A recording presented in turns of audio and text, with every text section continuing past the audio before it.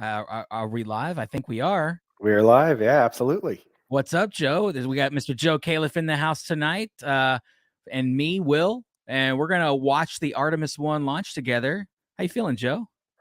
I was feeling better about an hour ago, right? Looks like a few things have popped up with this Artemis mission, that might be impacting the launch window that we have here, but I'm still really hopeful that everything goes according to plan. They get everything fixed, and we're going to get to witness a launch tonight.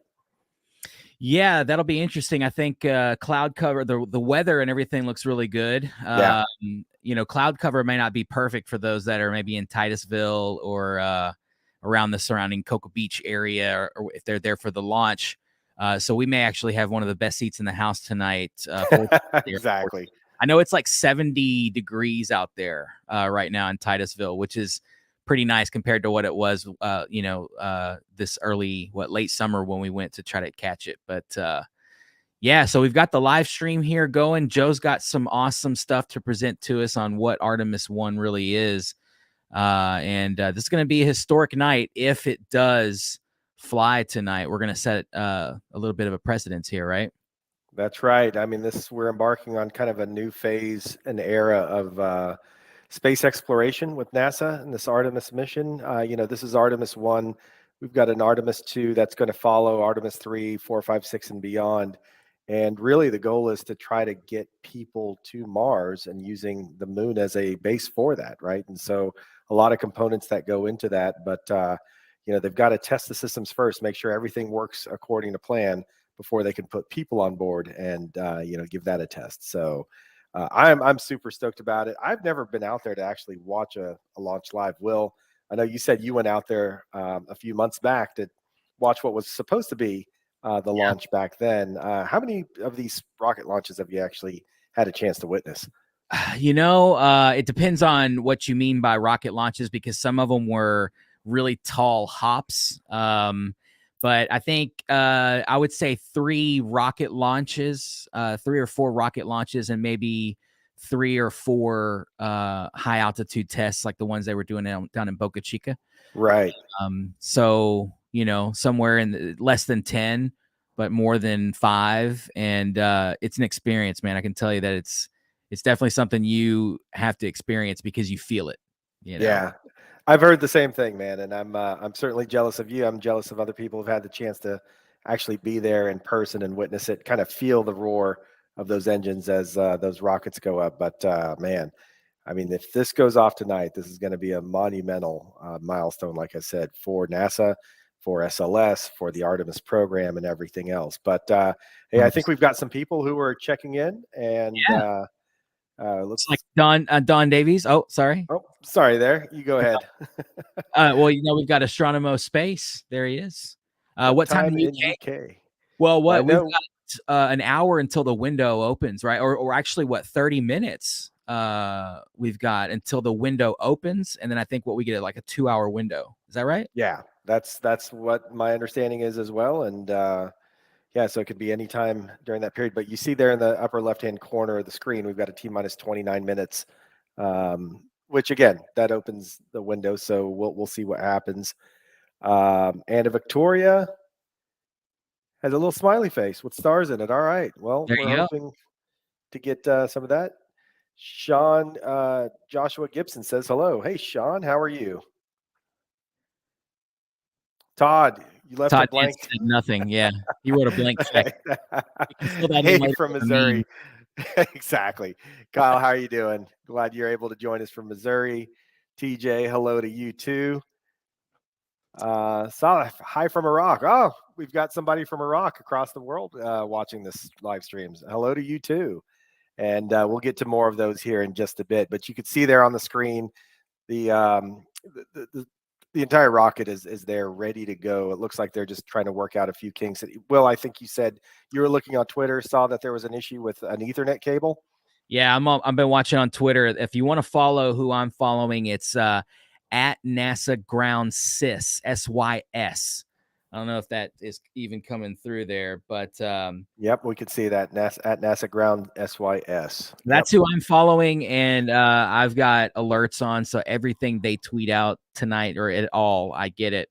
We're dealing with a range issue now. Hey, Don, good to see you. Hey, our good friend Don. And so there's a radar station nearby somewhere that has an Ethernet cable that has gone bad. And it is an Ethernet cable issue at this point. We did have a hydrogen leak earlier. Yeah. From what I understand, they sent the Red Crew out there, which hasn't really been done since, I guess, the shuttle or the Apollo missions. They kind of had to send people out there, even with a full rocket, with fuel and stuff. And apparently they satisfied the leak. They had a leak in the replenish valve. There is no more leaks. So we're good to go, it looks like, from that perspective. And I don't know if you heard differently, but I heard it was a loose bolt that they had to go in and tighten for this. Yeah. And, that's going to happen. I mean, this thing's been rolled back and forth a couple of times here. And there was a hurricane, that did it. So that's always fun. Absolutely. And Carl Hamilton says, would love to see a rocket launch in person. Yeah, I would too, Carl. Couldn't make this one here tonight, but hopefully the next one. Like I said, Will's had an opportunity to see several of them, but Will, I mean, it's a crapshoot at times, right? Sometimes you go out there and Mother Nature or mechanical systems, other things like that tend to interfere. So it's just a hit or miss type of proposition, right? Yeah, even with a company as consistent and good at launching as SpaceX. SpaceX does have delays and cancellations and stuff. So you could be out there with an hour's worth of your camera rig set up, ready to go, and then it's scrubbed. So you never know. It is a crapshoot. You put your money on a number and you roll the dice and see what happens. So how many of those have you been to where nothing absolutely happened and you had to just basically drive home empty-handed? With some of the Boca Chica stuff, I was there for like a week and a half or almost 2 weeks. So I would say more than 10. There's probably been more scrubs that I've gone more scrubs, to, huh? Unfortunately, yeah. But hey, the payoff's worth it, right? Yeah, and like the TLC song, I don't want no scrubs. So. We've got Anand from India watching. Hey, welcome, Anand. Thanks for jumping on tonight and watching with us. Mark Morissette says, good evening from Vancouver. Hey, Will, we've got an international audience here. We've got Canada, Iraq, India, watching from Austin, Texas, a little bit closer to us, guys. There you go. Hey, James, how's it going? Like a whole other country, though. Spencer Pratt. There's Spencer. Hey, Spencer, how are you? Spencer was out with us at the El Dorado start party just a few weeks ago. So taking some awesome images out there. That's right. I got to see those. The Astro Cave saying hello from Florida, Tampa. Hey, how's it going? You're not too far from the launch there. Yeah, Astro Cave. What's up? Good to see. Kyle says, what's the Artemis mission about? And actually, we'll talk about that here in just a minute. Like I said, it really is an opportunity for us to get back to the moon and ultimately to Mars. But we'll talk about what the Artemis mission is, what its science goals are, and all of those things here in just a few minutes. Spoiler alert in the video behind Joe there, though. Cody. And there we go, Cody. How's it going? Jeremy Veldman says radar issue. Yeah, that's what we're hearing as well. Ethernet issue. It's always an Ethernet. Yeah, exactly. Hey, if they were just using Wi-Fi, they wouldn't have that issue. Yeah, what? I mean, come on. What could possibly go wrong with Wi-Fi? Hello from Forest Hill, California. Not screen mirroring to my TV tonight. Awesome. There you go. Spencer says, I love it. Go in Titan, says the closed captions. All right. And there's Carl. Shout out from Groves, Texas. Right. Carl, how you doing, man? Yeah, there you go. I am bound and determined to make the manned Artemis launch. Yeah, Don, that's going to be absolutely awesome. And I think you're going to see, should this go pretty well and everything looks to be on schedule, you're going to see a tremendous amount of people heading out there to Florida for that particular event. So, Well, I figured, we'll just take a few minutes and actually look at what Artemis actually is and why it's so important, right? And this is something that's been in the works for a number of years, right? And here you can see a picture similar to the one that we were seeing in that live stream of the Space Launch System with the Orion spacecraft on the top there at Kennedy Space Center. So this is launching from the Kennedy Space Center in Florida. And what is Artemis and why are we going to the moon, right? And there's a number of things that we want to do with Artemis. If you take a look back, it's been over 50 years since man has been back to the moon. And 1972 actually was the last time that man had been to the moon. So there are a couple of things that NASA wanted to accomplish with the Artemis mission. First is, developing and demonstrating a lot of the new technologies and capabilities that are required to get to Mars, right? So if you're going to make it to Mars, you've got to at least be able to make it to the moon. The moon is certainly a stepping stone to that. But if you're going to be at the moon, you might as well do a little bit of science, right? And so there's a lot that they want to do to learn more about the moon. Like I said, it's been at least, it's been 50 years since the last Apollo mission there to the moon. And so they want to do more science, with a lot of the new technologies and capabilities that we have. Third is kind of an important one, right? We're starting to see a lot of other nations take a more prominent role in space exploration and whatnot, and that's an important thing. But we really want to kind of reestablish the American leadership and strategic presence on the moon, while helping to kind of grow that global economic impact. And so we always say NASA is the best brand that has ever come out of the United States, right? You can go anywhere in the world and people are aware of NASA. But it is a wonderful brand ambassador and has had a tremendous impact on a lot that we've done from an economic perspective. And then, the last bullet point there is really kind of the key thing. We really want to use this mission and going to the moon to hopefully inspire a new generation of explorers and pioneers and encourage careers in STEM. And so, the hope is that through this Artemis mission, will inspire some young child at some point to want to be that first person to walk on Mars, and hopefully they'll take this as inspiration and get into a STEM program and career that helps them get there. So I'm going to go ahead and skip the video here, but we're going to talk about some of the mission priorities. With Artemis 1, and this mission that's launching tonight is Artemis 1, right? This is going to be the first Artemis mission. It is unmanned. It's not going to have any humans on board. But really what they want to do is demonstrate a few things. First and foremost, making sure that heat shield on the Orion crew capsule works the way that it's supposed to do during reentry, right? If you can't get that to work properly, reentry into the Earth's atmosphere is not going to be a fun ride. And that's something that they need to be able to demonstrate. And unfortunately, you can simulate a lot of that here on Earth, but it's not quite the same thing as actually demonstrating it by coming through the Earth's atmosphere. The second thing they want to do is really operate the systems in a flight environment. Like I said, you can simulate this all you want, but doing it in real time in kind of a simulated flight, in a real flight environment, I should say, just can't be beat. Third thing, they want to be able to demonstrate the retrieval of the spacecraft. And then fourth, they've got a number of kind of secondary missions that they want to achieve, which includes the launching of several CubeSats.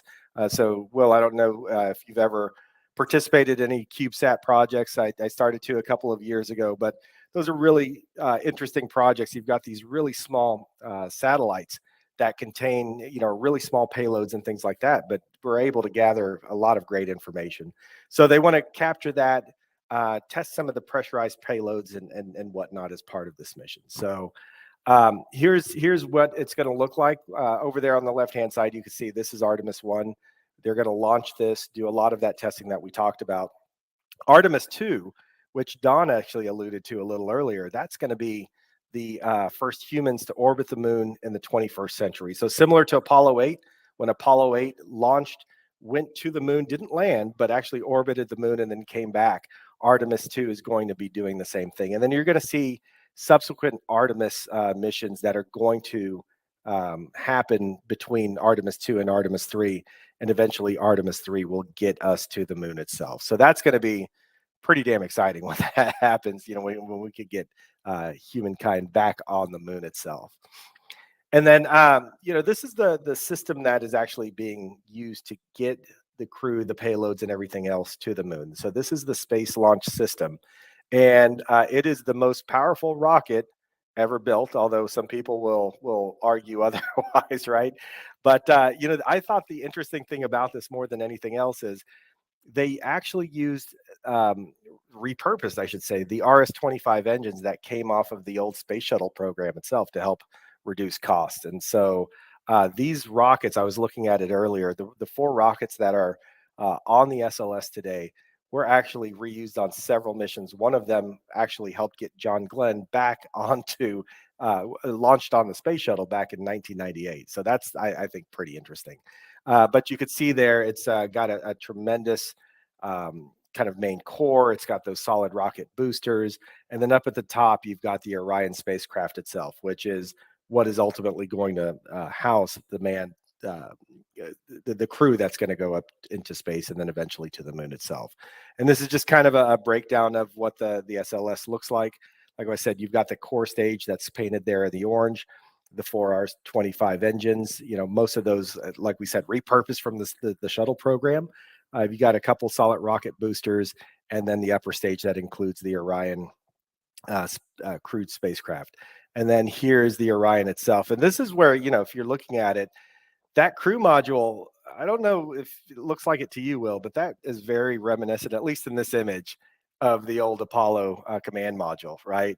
It's got kind of that same shape and design. And look, we understand technologically and in every other way, it couldn't be any different, right? But it just kind of harkens back to those Apollo days, which is what this Artemis mission is kind of trying to do, right? So, you know, that is really kind of the key part of this entire mission, the crew module, making sure that we're able to get people safely into space, onto the moon, and back. And just for you know, size sake, if you've ever seen the Apollo module, if you've ever been at the Johnson Space Center or any other places that have either mock-ups or actual you know, versions of the Apollo command modules, you'll notice that this is actually much larger, right? So when you take a look, you've got the Orion space capsule itself. You've got some of the other components and those solar panels as well that kind of come out and help provide power to the system as well. But you could see down at the bottom what an actual you know, human would look like in size comparison to the rest of the system. So it is pretty impressive. And eventually, this is what is going to happen with Artemis I, right? So it's going to launch. It'll go through a series of translunar injections and things like that, and then eventually make its way around the Earth's orbit, or excuse me, the moon, and then splash back down onto Earth itself. So that was it. That's just kind of a rough breakdown of what Artemis I is going to accomplish, and you know, it all starts tonight with that launch. Will, Can you bring that last slide up again, Joe? yeah, absolutely. Because somebody asked earlier, how long will the TJ asked, how long will the trip take there? It's only a few days to get to the moon, but you notice the mission is over a month, or a little Yeah, over a month, or about a month. So it's a long mission. And like you said, Joe, they're going to be testing like everything, testing how much radiation exposure you're going to be exactly. getting at that distance and all that stuff. It's very, very cool. Wanted to say hey to Tony Bendel in the house, and What's up, Jeff. Great, Tony? great job, Joe. You Yeah, know, one other thing I was going to say is, oh yeah, you know, they are going to have this thing in the command in the Orion module a itself. Moonikin, right? This is the Moonikin. This is Yeah, Moonikin Campos. So this is a Moonikin fully campus. Yeah. suited mannequin, and this will be seated out there. It's got two sensors in there, one under the headrest, another one behind the seat. And it's going to record acceleration and vibration throughout the mission. And Mhm. it's got additional accelerometers inside the Orion that's going to provide some additional data. But you know, like Will said earlier, you've got the radiation sensors, you've got these acceleration and vibration sensors and things like that. And so they really want to use this as an opportunity to kind of understand what the impact's going to be on an actual human who's going to be eventually sitting atop this rocket at some point, and make sure that everything is going to be safe and comfortable for them as well. Yeah, I mean, you gotta test the system before you know, do crazy stuff like land on the moon, Land on which the is moon, right? which is wild. It and like what Jeremy said, we've got to go back to the moon to prove these people wrong. I have a lot of those kind of people who deny the first one are going to deny this one too. So Yeah. I we'll mean, see there's how nothing you could do yeah, there's nothing you could do to satisfy those people, right? I mean, yeah. they're gonna believe that this has never happened, and that's just the way it is, right? But you know, eventually when we get there, right? We talked about Artemis 2 being somewhat the equivalent of the Apollo 8 mission. where it'll launch from Earth and eventually orbit the moon itself, and then it'll get to a pretty close um, distance from the moon's surface, and then eventually return back to the Earth. But that will actually be a manned mission. So those folks won't actually land on the moon, but will orbit and traverse the moon and then eventually come back to Earth itself. That's expected to be about a 10-day mission or so. So a little bit longer than what we saw with the Apollo missions, at least the early Apollo missions and whatnot, but we'll carry 4 astronauts. And then eventually Artemis III is when they plan on landing on the moon itself. So that is pretty exciting. That's not going to happen anytime prior to 2024. So we've got a couple of years before anything like this will happen. But that's eventually the goal here with the Artemis mission. Yeah, and those timelines, they're pesky. I know. We were supposed to have launched this mission, I think, at the beginning of 2020 or something like that. Right. And right. delay. Of course, we all know the story of Webb, the James Webb Space Telescope. We all know the story there. So these timelines are, no earlier than. That's what I always tell people with rockets. It's never a like, here's when the launch is. It's a no earlier than exactly this date, right? So yep. Just gotta watch and kind of do the thing. And Dawn brings up an interesting point that I was actually going to try.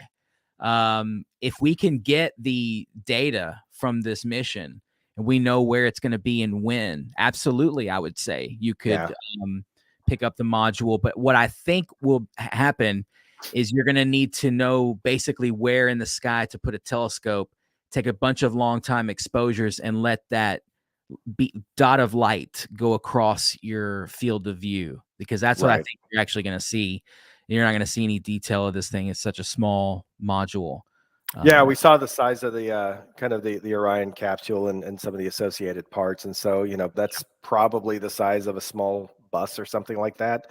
And at 100,000, 200,000 miles, that is going to be a pretty tough thing to spot with the telescope. So I haven't heard much about the reflectivity of some of those components, but it's going to be pretty low albedo. I mean, the solar panels, right? Mirrors, if they're pointed right at you, it's going to glint at you. But that's got to be a kind of a perfect alignment type of thing, right? Yeah, and I mean, like, think about it. Like 90, it'll orbit the Earth every 90 minutes, but it's going to go into TLI, or translunar injection, I think, fairly quickly after its launch, or maybe they leave it in an orbit for a little while. I forget exactly, but I believe it was going to be fairly quick, right? Within 18 minutes or so, they were going to go into TLI, but I'll double check on that. But it's something where if you happen to be at the right place at the right time on Earth this evening or this morning, you might be able to see something, but shortly after that, I'm not sure if we'll have that opportunity. Yeah, and here's a live view of the rocket right now, thanks to NASA and the crew. It looks like we're in a T-minus 10-minute hold. A hold there, yep. I think can be normal in some cases. Yeah. I'm not seeing anything on Twitter yet, and like I said, I have alerts set. So I mean, as that stuff comes across, we'll see it. That's from the NASA's Exploration Ground Systems Twitter. Their last tweet was 25 minutes ago, just saying that the Red Crew had successfully fixed the hydrogen leak, the ever-present hydrogen leak, which is apparently hydrogen is a pesky fuel to use because the molecules are small and you have to keep it very cold and very pressurized. So that's why they call it rocket science. You would think as the most abundant material in the universe that we could do better with it, but yeah, you're right, it is tough. And I've got a friend who is was a flight director for the International Space Station, and as brilliant as she is, probably the most brilliant thing I ever heard her say is space is hard, right? Space is hard. Really hard.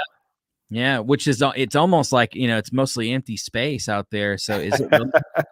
And it's not very friendly, right? Not to humans.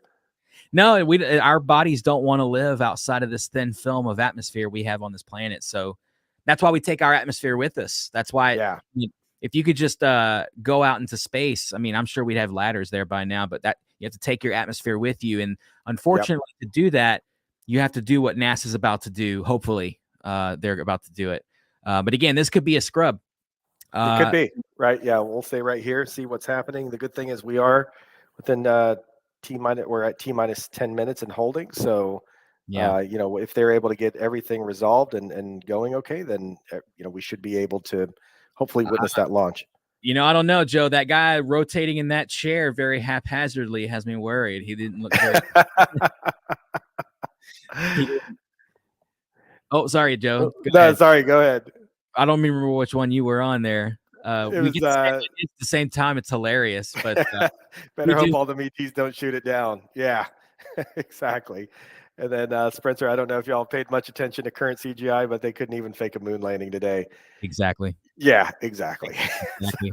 And back in the 60s, even less so. I mean, come on, the particle Yeah, physics. Yeah. yeah. And Brad says, I've read that the moon dust can be problematic. It clings to everything. Yeah, absolutely. Right. And that's something that when the when the Apollo astronauts came back to Earth, I mean, their suits were just covered in that dust from the lunar regolith, the surface of the moon itself. And that's something that they plan for in these missions, right? If you're re-entering a craft from the lunar surface, you've got to make sure that you can protect all the sensitive electronics and everything else from that dust, and it doesn't impact the functionality of all of those systems. So And there was a study done, Joe, that said if the astronauts had only taken their shoes off before they got inside, wipe their feet a little bit, wipe their feet on the mat. Exactly. Well, an interesting anecdote about that lunar dust is it's hydrostatically charged because of I Yes, think it's solar particles hitting it or something exactly. like that. Yep. And so it clings to everything. It's like Everything. Yep.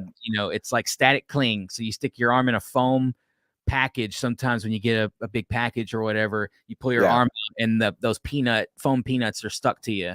That's Yep. what dust is going to do, but on a like molecular level. And that stuff is sharp. Yes. Kind of like asbestos. You don't want to breathe it in, but those guys did. I think Yeah. they describe in some of those documentaries that it smells metallic and like Yep. burnt steak and things like that, which is what they describe spaces smelling like burning beef or some kind of metallic smell, which is odd. I didn't know space had a smell or that it could. But there you go. Yeah, I've So heard the metallic smell. The burning beef I hadn't heard before, but I could see mm, something like that. Yeah, absolutely. probably somebody cooking a steak or something that shouldn't have been. Yeah, you got a few days to kill on the You journey got a back from neighbor the moon, right? barbecuing out on the moon, you know how it Oh, goes. exactly. You got that Weber grill fired up in the John those Davies scrubs. gonna get us copyright struck by TLC. I guess that's only counts if we sing it, right? Not if we mention it. Yeah, no, we don't want to sing it at all. Exactly. Yeah. And first off, you don't want to hear us singing, period. So, that's just not going to be No, not really. Why do you think I'm an instrumental musician? and I'm not a musician. Uh, I was going to say musician at all. You're definitely a magician, though, Joe. I mean, you've got. I don't know, man. I saw your picture from the El Dorado Star Party of the Orion Nebula. That thing was pretty awesome. You had to be I a think that was magician to pull some of that stuff off. a cosmic accident. I think is what happened because I was probably moving the way the image was drifting or something. It's and I only got it once. You saw it. Like we tried again. Oh, we tried, and it just didn't work for whatever reason. And I'm going to see if I can pull that up and share that with everybody because, like I said, Will, Yeah. what you did was absolutely incredible and needs to be shared by everybody else, or with everybody else. Well, thank you. Let me pull that up here. You can see there that looks like Kennedy Space Center, maybe, or something in Rocket Center. I can't read it. Yeah, That's we'll go Kennedy to right there. that's Kennedy. Yep. They're going to interview some people about things. And again, this is the feed we have here is the NASA feed. We're gonna be riffing over this, kind of like Mystery Science Theater 3000. Exactly. Probably less funny, but And less maybe robots too. one less robot. Yeah, although we might be able to work that out. There it is. There it is. So you can see that up there. This was an image that Will took with his iPhone, handheld at the eyepiece of a telescope. 10-second exposure, I believe it was, Will, right? Yeah, I think either that one was a 10 or maybe a 30, but I think that was a 10. I think I'm almost Yeah, can't remember what the time was, but yeah, it was yeah. still a long enough exposure time to be able to, have a tough time to hold it by hand, right? So Will held this phone up with his hand, no adapters, no nothing else like that, with by hand, holding it up to the eyepiece, and took this image. Which I shared this with some people who've been in astronomy for some time, and they just kind of shook their head. They're like, "Man, this is better than anything I took back in the old film days." So, and back then they would have to expose it for quite some time and hope that it came out once they got it developed. So, kudos to you, Will. This is an Yeah. awesome photo. Well, thanks. And, we have to mention the 25-inch obsession that was being run by Mr. Joe Califf that helped gather those photons. And I can tell y'all that that image that you're seeing on the screen there is really, really close to what we were seeing in the eyepiece. The colors were almost as vibrant. Of course, your eye doesn't do as good a job, right? We all know that. But I've seen color in the Orion Nebula before, and I was seeing those salmon or Yeah, just fuchsias or whatever you want to call it. I was seeing those, especially at that rainbow wall right above the really bright part there. yeah. That and so I put the phone up to I put the phone up to the eyepiece and said, hey, let's see what can happen, because it's a new phone. It's the new iPhone 14. And when I got the image back, I think it was the first one I took, or maybe it was the second one. And it was just like, wow, I can't believe here we are, in this Yeah. technology on a cell phone. You know what I I mean? mean, it's just crazy, right? To get an image like this, and like you said, in the eyepiece itself, I mean, it's pretty neat. It looked almost three dimensional, right? Yeah, The skies were just that good, and the seeing and everything else. really tight. But Skies were yeah, tight. the skies were tight. You're seeing a lot of stars that you just normally didn't see in the Orion Nebula. A lot of the like the ENF stars and beyond, and the trapezium there, kind of that central area that's this bright glowing area here known as the trapezium. So I saw a lot of stars in that area that you normally don't see. But again, just to Yeah. capture this with an iPhone handheld, man, is just absolutely incredible. So And that again, was, kudos to you. yeah, thank you, man. And that was, like you said, that was striking. I remember I've seen those stars before, but for some reason in your scope that night, those little stars you were talking about around the trapezium were just unbelievable, because Yeah, they were so pinpoint, and there was, I mean, a dozen of them or more that yeah. are far dimmer than the trapezium. But that was such a cool thing. And I think it was tracking, wasn't it? No, Will was tracking it by hand. I'm just joking. Yeah, it was tracking. So, in order to get an image like this, you would have to have some sort of tracking on the system. And it was holding a pretty good track. The tracking was holding pretty well for a period of time. But like I said, a lot of this is Will's own steady handwork. So just awesome job, Will. Yeah, thank you, man. I guess I should have been a sniper or a surgeon. One of those jobs. Ding ding. Ding ding, indeed. Right. For those of you who don't get the reference, that is something that is said by Jimmy Lowry. Jimmy Lowry. Thank you. His Our name friend escaped Jimmy me. Lowry at the Jimmy Lowry up in Fort Davis, Texas. He's got a 48-inch telescope, and Don was up there one night when we had the opportunity to take a look through that telescope. And because that thing is so big, Jimmy's got to let everybody know that it's moving, right? So the way he did it was by yelling out "ding ding," and then and you that was just your you could literally park an airplane fuselage in this thing. I mean, Oh it's yeah, that thing was crazy. Yeah, it's a absolutely. 48-inch Dobsonian, so yeah, 48 inches of light gathering power, and it's F5. F5. Yeah, we're hanging off the side of a mountain in this Yeah, observatory that is just there on the side of a mountain, right? Climbing up a yeah. ladder. How tall was that ladder, Will? I think it's a 17 or 18-foot orchard ladder. Yeah, I couldn't remember. It Something seemed like that. it seemed huge at the time, and I remember the first time climbing it while there was still a little bit of daylight left. It's like, man, this is a little frightening, a little scary. But Yeah. once you get used to it, it was no big deal. 3 o'clock in the morning, we're just up and down that ladder like no big deal. But it's a little bit intimidating when you first get out there. Cardio. It's some Yeah, cardio. exactly. Got a good leg workout that night. Yeah, even if you're not, if you're taking in the view, it's even better, I guess. But it's like a carrot Yeah, at the end of a stick, a really long ladder stick. yeah. You out there to look at the ghost of Jupiter or something like that. We Uh, are. Go well, ahead. I got an update a second ago. We are in our current plan T-10 hold. Currently, the upper stage liquid hydrogen is 78% filled.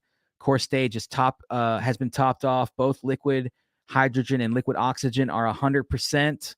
The Ethernet switch has been replaced and will be verified. So I guess after they get that crew, I would assume this is on Playa Linda. Again, don't quote me on that, but I guarantee you if it was on Playa Linda, that's why it took them 70 minutes to go change an Ethernet port, because Right. it's way out there. It could be a radar station somewhere else. I don't know. But that could mean that once they're done, this T-10 could start the window, and the window, start is 2 hours, right, Joe? So they could launch immediately after the 10, and we could be watching this thing fly in a few minutes here. This is pretty exciting. Yeah, no, that's what I'm hoping for, and I know everybody else is as well, right? We came here to watch a rocket launch and see everything go according to plan, and that's what we're hoping for here. But yeah, I was just looking for additional updates, and that seems to be the latest one that I've got as well. So let's hope that they're able to get this clock started up soon again. Yep. And there's the rocket from earlier, a drone flight that I was able to pull off. I'm just kidding. That's not my drone flight. That would be awesome, though, wouldn't it? I was dreaming about this last night, and they recorded my dream somehow. I was flying around the rocket. So there you go. Don is correct. That was an epic night. Spencer doesn't care for tall ladders in the dark. I understand. Spencer has a reservation for that. Spencer's got a war story for breaking his arm at the El Dorado Star Party. Oh, really? In the middle of the night, and having to drive himself to the El Dorado Hospital with one arm after breaking his arm. And Spencer's a true star trooper without the ship, I guess, right? Even though that was a great movie. He's a star trooper because he got injured in the field, in the field of battle in 2020. Man. And was able to get kudos to you, Spencer. I know it's not first getting injured out there, second finding a hospital out there. Oh man, come on! There's right? There's one, and I mean, you got to drive north to El Dorado, and all they ever deal with is like snake bites. Snake bites, yeah. And I think they told him.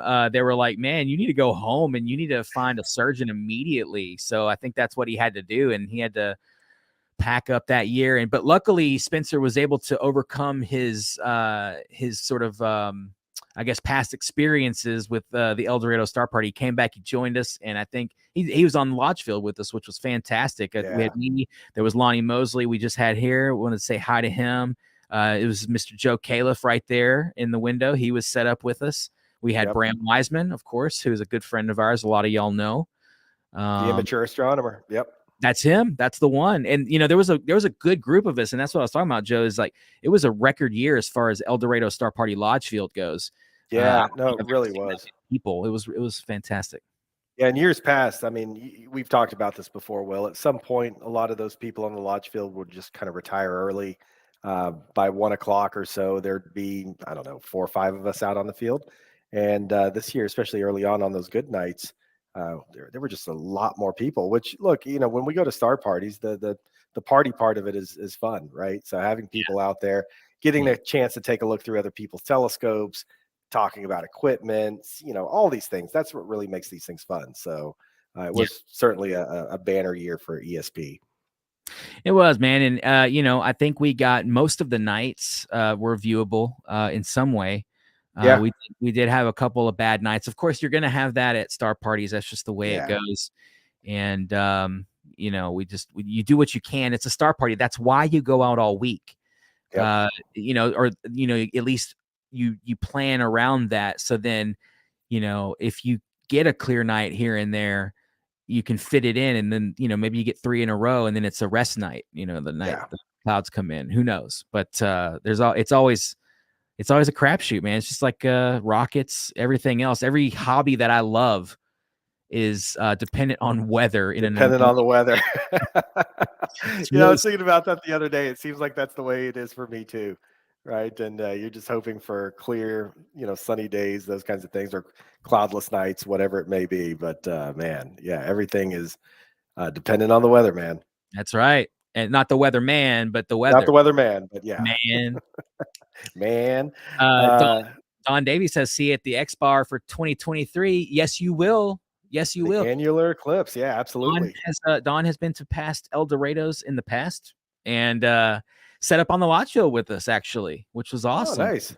Her and our friend Brian Lippincott, who is a staple at star parties. These two, so it was good to have them there, and I'm excited to see y'all again for the 2023 annular. That's what, October. So next El Dorado, there will be Next El Dorado. just it's like a mile north of the ranch is the center line for an Yeah. annular lunar or solar eclipse. Sorry, Yep. annular solar eclipse. So that's going to be fantastic. It will. And for those who aren't familiar with what an annular is, differs from a total eclipse in that the entire surface of the sun, or the visible surface of the sun, is not covered by the moon itself. So the moon will be a little bit further away, which means it appears smaller to us. And when it passes over the face of the sun, it actually leaves a little ring of fire, and they call it the ring of fire type of eclipses that you could see. So still not really safe to observe naked eye, but I've never had a chance to see one, and they say they're absolutely spectacular. So I'm looking forward to that as well. Yeah, I don't think I've ever seen a full Ring of Fire at all. I mean, I've heard the song, Oh, but Johnny Cash song, exactly. I don't think he was talking about the annular I'm eclipses or gonna anything go like ahead and say that he was. Art is subjective, and I don't know. Spencer says music is a hobby. Yeah, it kind of is, but I don't know. It's a hobby I can make money on, which is cool. And it's not weather dependent, so I guess he's right. It's still kind of a hobby that I don't have to depend on clouds for, right? I can just That's come in it. here and make music, which is always That's fun. it. And TJ says, haven't made it to a star party yet, but it's on my list as soon as I can. Joe, I mean, you've been to more than a few star parties. I know you can vouch for the awesomeness of those things. Yeah, man, it's I look forward to them, and the great thing is where we live here in Texas, there are a few of them that are within a decent drive that you can make it out to, that have awesome skies, great facilities, things like that. Every year the Texas Star Party never fails to just leave a lasting impression. Have a great time out there. The skies are absolutely fantastic. The El Dorado Star Party, different but awesome in its own right. Each of Yeah, these have their own characteristics. They're both, can't misses. And I've never been out to the Okie Star Party, but I know you love that Star Party, Will. I You do. rave about Okie I year do. after year. So one of these years, I'm going to have to make it out there. It's a good one, man. And like Lonnie says, El Dorado Star Party is underrated. Once you go, you'll be back. And Yeah. and like Spencer says, yeah, it's a decent drive for Texas. That's right. Because like if you were on the East Coast, you could go from like Connecticut to like the top of Vermont or something by the time you drove as far as we do for these things, even being in, Yeah. at the thing. But Okie Texas is the best around. Lonnie says that. I think so too. I feel like one of my favorite star parties is El Dorado because that was my first real star party. I'd Yeah. been to Hodges Gardens, which was kind of a low key event. It wasn't a full week thing like El Dorado was. When I went to the El Dorado Star Party and got my first like Monday through Sunday, I knew star parties were for me. And Yeah. you kind of got to go and figure out if it's something you want to do. Tent camp it, stay in a hotel nearby if you can't tent camp it. But a lot of the cool thing about the El Dorado Star Party is that it's closer to civilization than some of the others. Like Texas is a little further. Uh, Right. Texas Star Party still has lodging in Fort Davis, which is only like 7 miles away. Yeah. The first So time I those went out to TSP, I did a off-site lodging option, and it was totally fine. It's one of these things where I couldn't get a motel room there in time, and quite frankly, I knew a few people, but not enough to say, hey, share a room with this Can I person, because sleep that on is. your sofa? Yeah, sure. Random dude that I kind of know. Right there. Sleep on that.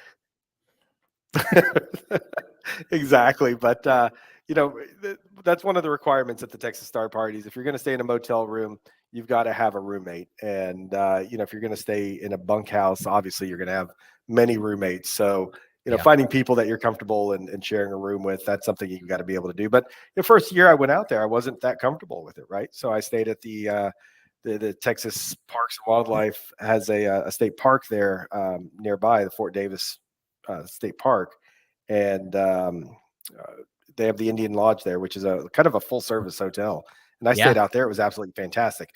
Now, the one thing you do miss though, if you stay off site, is that ability to just power through an entire evening and a night of observing and then walk 30 feet to your room. So that is something that That I is, can't. yeah. Yeah, you got to get a room, right? If you can somehow If you swing it. can. And Yeah. and tent camp. I tent camped at multiple star parties, at Okie-Tex, at Texas, at Hodges Gardens. I've never tent camped at El Dorado, but I was in a pop-up tent, or a pop-up trailer. What do they call those? Like Yeah, those pop-up campers or yeah, whatnot, or yeah, the whatever popping. they Yeah, that was what we had yeah. the time, and it was like 28 degrees that year. So it was cold. But it's doable. Get in your sleeping bag. Once you get in there, you're warm.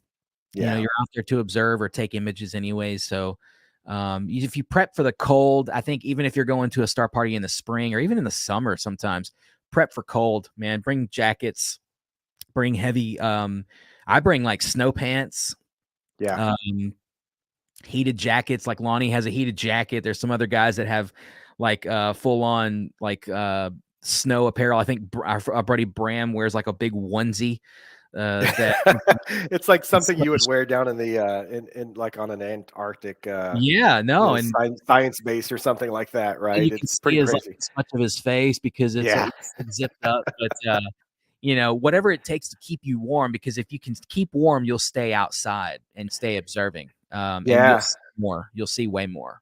No, you absolutely will. That last night we were at the El Dorado Star Party. Well, it got down to what was it, 43 degrees or something like that, maybe low 40 somewhere. But Mhm. there was enough moisture in the air that it got cold, and we all headed back, put on, some additional layers and whatnot. I brought some, the thermals that I wear when I go skiing, put those on, had two shirts on top of that. I was wearing three layers at a minimum. And once I got back outside, it was fine, right? Allowed us to kind of power through until the dew got us. Yeah, have some coffee, have some hot cocoa, have a hot dog at Texas Star Party and Okie-Tex. They have a Yeah, midnight cafe, so if you want a burger, you can go down and get one of those. It's really really cool. It's something that you should experience, like Joe was saying, because it will change your outlook not only on astronomy, but on your observing or your imaging or your whatever you're doing. yeah, Even if you're just there to socialize, it'll change your perspective on that too. And it's a really cool crowd. There's a really good community out there, and everybody's usually super chill. You can walk up to people and ask for views. They'll be like, "Hey, come over." You spend most of your night going to looking at other people's scopes because they're like, "Come check this thing out," and you'll go yeah. over and you'll see some planetary nebula or something, and it's just a lot of fun, and you learn a lot too. So if you want to know about focal length, about aperture, about image exposure, if you're an imager, anything you want to learn, if you go to a star party, I guarantee you're going to learn. You're going to get like a month's worth of YouTube in a week. And that's the kind of the value there, at least for me. Yeah, no doubt. You can't, replicate that anywhere else, like you said, Will, whether YouTube or anything else like that. I remember the first time I went to the Texas Star Party, got there late, so I couldn't set up my telescope or anything else like that. And I fumbled my way up to the middle field. There are three fields at TSP, the lower field, middle field, the upper field. And it's about a half a mile to the upper field from the parking area, Uh, Will? Through the snow, uphill both Yeah, ways. uphill. And I made my way up, I was around the middle field and I heard a familiar voice and I walk up to the guy and I'm like, "Hey, Mike, how's it going?" And he was like, "Yeah, it's good, man. What are you doing?" And I said, "No, I'm just trying to, make my way up to the upper field." And he's like, "Well, if you got a minute, come here, take a look." He had a 25-inch telescope. And first time I had a chance to look through, a telescope that large. And I mean, I spent the next hour there looking through the guy's telescope and Yeah. come to find out it wasn't the Mike I thought it was. It was some total random stranger who happened to be named Mike as well, who had a voice similar to, the Mike that I knew. But that's the way it is. Everybody's so friendly and so sharing with everything that they do there. It's like you could just walk up to a random stranger and spend the next hour looking through their telescope. That's right. Yeah, and typically people are really chill about it, and you'll find the odd person there that will be working on something and maybe be a little bit focused, and Yeah. but you'll find that a lot of times those guys, when they're not really hardcore in it, they're even they will share views with you and stuff like that. Imagers, good luck talking to imagers. All they want to do is set up their computer and go take a nap, or I don't know what they do. I don't know Have what some coffee or whatever it is that they do. Now, we joke around about imagers, right? You just have this I'm an kind of image to do this. yeah, yeah, exactly, right. But it's funny because you have the imaging camp and the visual observing camp, Yeah. and some people are starting to do a little bit of both. They'll set up their imaging rig, and then while they're capturing the data that they have there, they're doing visual observing. But for a lot of the folks that I know who do imaging, once they get everything set up, they'll walk around everybody else's telescopes and just kind of take a look at what they're looking at. So Yeah. I call that cheating, but it's okay. We love sharing what we're looking at. Yeah, it's light leaching or something, right? Light leaching, yeah. Yeah, whatever you want to call it. But like Lonnie says, I do have a lot of videos on my YouTube channel about these star parties. So after Artemis launches tonight, go watch some of those. It'll give you, like, especially if you're thinking about going to Okie-Tex or Texas Star Party or El Dorado or any of the ones that I've mentioned that we've been to. If you're thinking about going, watching those videos, taking the hour or 45 minutes or whatever it is to go watch those real quick will give you a little bit of, kind of what to expect. Of course, when you get there, everything's gonna look a little different because you're in the moment, right? You're there. So, Right. but that's why I actually make those videos, is to hopefully help somebody like me. Because when I was about to go to my first TSP, I was stoked because I'd heard about it since I was like 10 years old through Sky and Telescope magazine. And it Right. was 2014, and it was the end of 2013. We had signed up, we were going, and as it got closer, I was like getting super stoked or whatever. So I went on YouTube, right? That's what you Yeah. do. And I found multiple videos from back in the 80s, man, like old home movies of Texas Star Parties. And that was a big help for me, even if all it did was pump me up, right?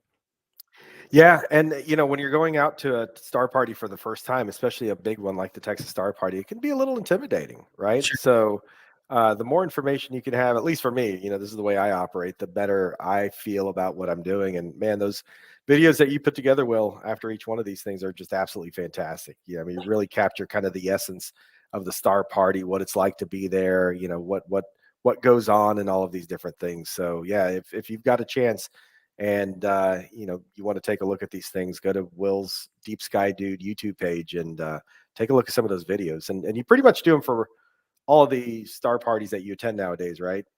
Yeah, I would be filming this stuff anyway, I guess, to try to remember it. So that's kind of what I'm doing. I'm making little home movies of these things wherever I go. And I used to do a more vlog kind of style. I've kind of gone away from that and gotten in more into the documentary style kind of thing. Yeah. And I think eventually I'll go back to more of a vlogging kind of thing. But we'll see what happens with those. But for now, I mean, here we are at still 11:54. We're still at T-minus hold. Now the window doesn't open until 12:05, right, Joe? That's Is it right. And 12:04? look, if cheering with red and white pom poms is any indication, I'm hoping that that's a good sign, and they're going to be able to launch there because you've got an enthusiastic crowd there. But yeah, we've got a little bit of time before they're going to officially call it a scrub. So Yeah, and Cecilia, we do have there is still time, there is still hope in this thing flying tonight. To recap for some of y'all that might just be joining us, there was a hydrogen leak early on in the evening. They actually sent a crew near a loaded rocket to go and tighten a bolt yep. in real time, and they sent that team in. That team did their job, got out, and the leak was fixed. Then there was and hydrogen leaks, by the way, is what we've been dealing with since the beginning of this launch. When we were out at Titusville waiting for this thing to go off last time, that's what Yeah. the problem was. Then there was an Ethernet cable issue at one of the radar sites, so they got that fixed. It looks like now, and they are just in a planned T-minus hold. I'm still refreshing the exploration ground system for NASA, and I'm still not seeing anything yet. So we're still waiting on word. Yeah, I haven't seen anything come across either. Just taking a look at everything Artemis related. Yeah, I don't see anything different. So it looks like That we're is a we're brave still in crew. limp hold. That's right. Yeah. That's a brave crew, and like Spencer says, that is a risky maneuver. And I know that they would have probably had to have scrubbed because they were over. I think they can detect it's their threshold is 1% of Hmm. detection in this refill line. So basically, what happens is you fill this tank up with this really cold liquid, and it's really not even close to that temperature outside, right? It's like 70 Right. degrees outside in Florida right now. And so this stuff boils off. It becomes a gas again, and they have to vent a lot of this stuff out to keep the rocket stable. So what you end up having to do is replenish. You put more fuel in as this stuff boils off, so that you can have a fuel. You need full tanks in your, Right. with your fuel. So that's what they were doing. They had, and on the hydrogen side, which is the bad stuff. If you have an oxygen leak, I guess it's less worse than a hydrogen leak, Yeah. because you don't want to light a cigarette near a hydrogen leak. That's for sure. Pure oxygen certainly flammable, but hydrogen. I mean, we all remember seeing, the old images of the Hindenburg and everything else like that. Some of those old zeppelins that were filled with hydrogen. It's certainly not a fun thing to get around. Certainly not with flames or possibly electrostatic shock or anything else like that. I mean, that could set the entire system ablaze. So Yeah, and we don't want to yeah. do that because we just waited all this time, you know, to make So I'm sure it sure they was. had to wear a strap or something like that to ground themselves, make sure they don't Man, I bet accidentally you. set the thing on fire. Can you imagine being those guys that you're going Man, into a hydrogen leak. You are right? walking into a hydrogen leak Yes. with, metal, like you said, you got static electricity and stuff going on. Right. Uh, You don't want to take that balloon and rub it on your arm or anything like no, that. no, no, no, no. You don't want to do that. And look who it is, Mr. Travis Hunter in the chat, Hey, Travis. the one and only. Uh, Good man, Mr. Travis is. We can blame him for a lot of our. There it is. Joe Hashtag is blame Travis. Joe is quick at the draw with There we that. go. We There it had that is. ready for you, Travis. We were waiting for you, actually. And he says caught you live because I guess probably he works so much that he doesn't get to see us every time we live stream or whenever we're on or whatever. So Yeah. no rubber soled shoes. Yeah. Well, hey, I tell you what, I guarantee you they were wearing special shoes going in there Oh, no because doubt. yeah. Oh, we love you too, Travis. We're thinking about you out there doing what you do, and you're in my thoughts definitely, Travis, with what's going on, and we love you too, man, and we hope nothing but the best for you. And when next time I'm out in California, which needs to be sooner than later, we should hit up what is it, the Hollywood Universal, is it Universal out there, I think? We have a Universal Yeah, Hollywood Studios. Yeah. yeah, I know Travis likes to go out there and stuff.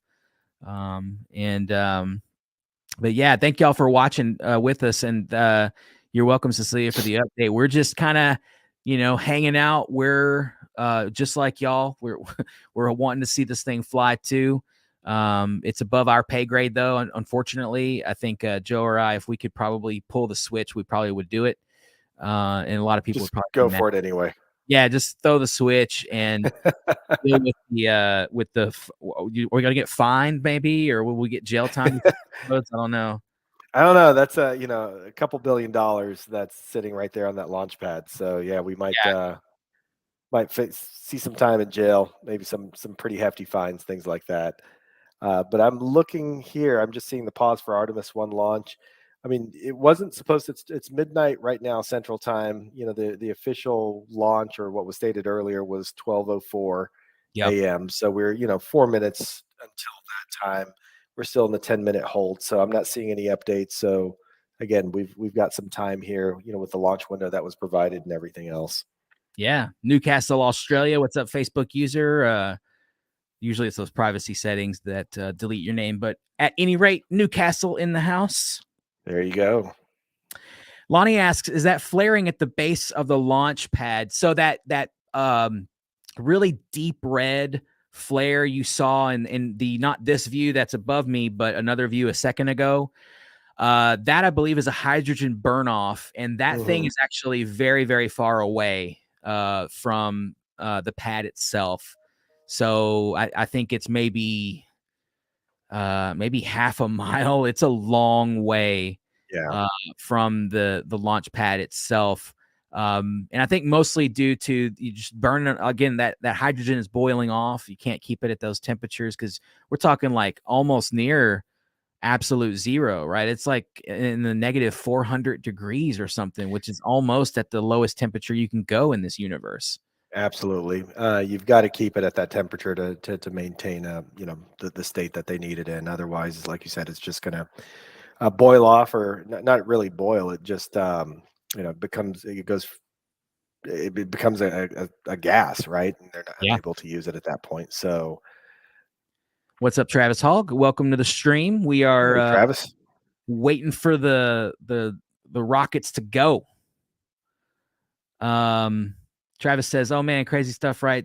Too busy trying to block all telescopes and ride shares and making EVAs, trying to ignore the whole Twitter stuff. Excited, I see this thing finally light. Well, let's hope so, Travis, because you know, we've been waiting a long time for this, and I drove to Florida for this, and I think I stayed like an extra day. Now that I think about it, I think we did stay an extra day, which was, we made the best of it. We went to the beach, right? Because the Atlantic Ocean happens to be right there, which is really cool. But also, we don't want any scrubs, right? No scrubs. No scrubs. A scrub is a launch that can't get no love from us. So, yeah. And TJ says, thank you guys for posting. It's an awesome moment in time to share with you guys. History is rolling out before us. That's right. And whether it flies or not, it's still history being made because here we are.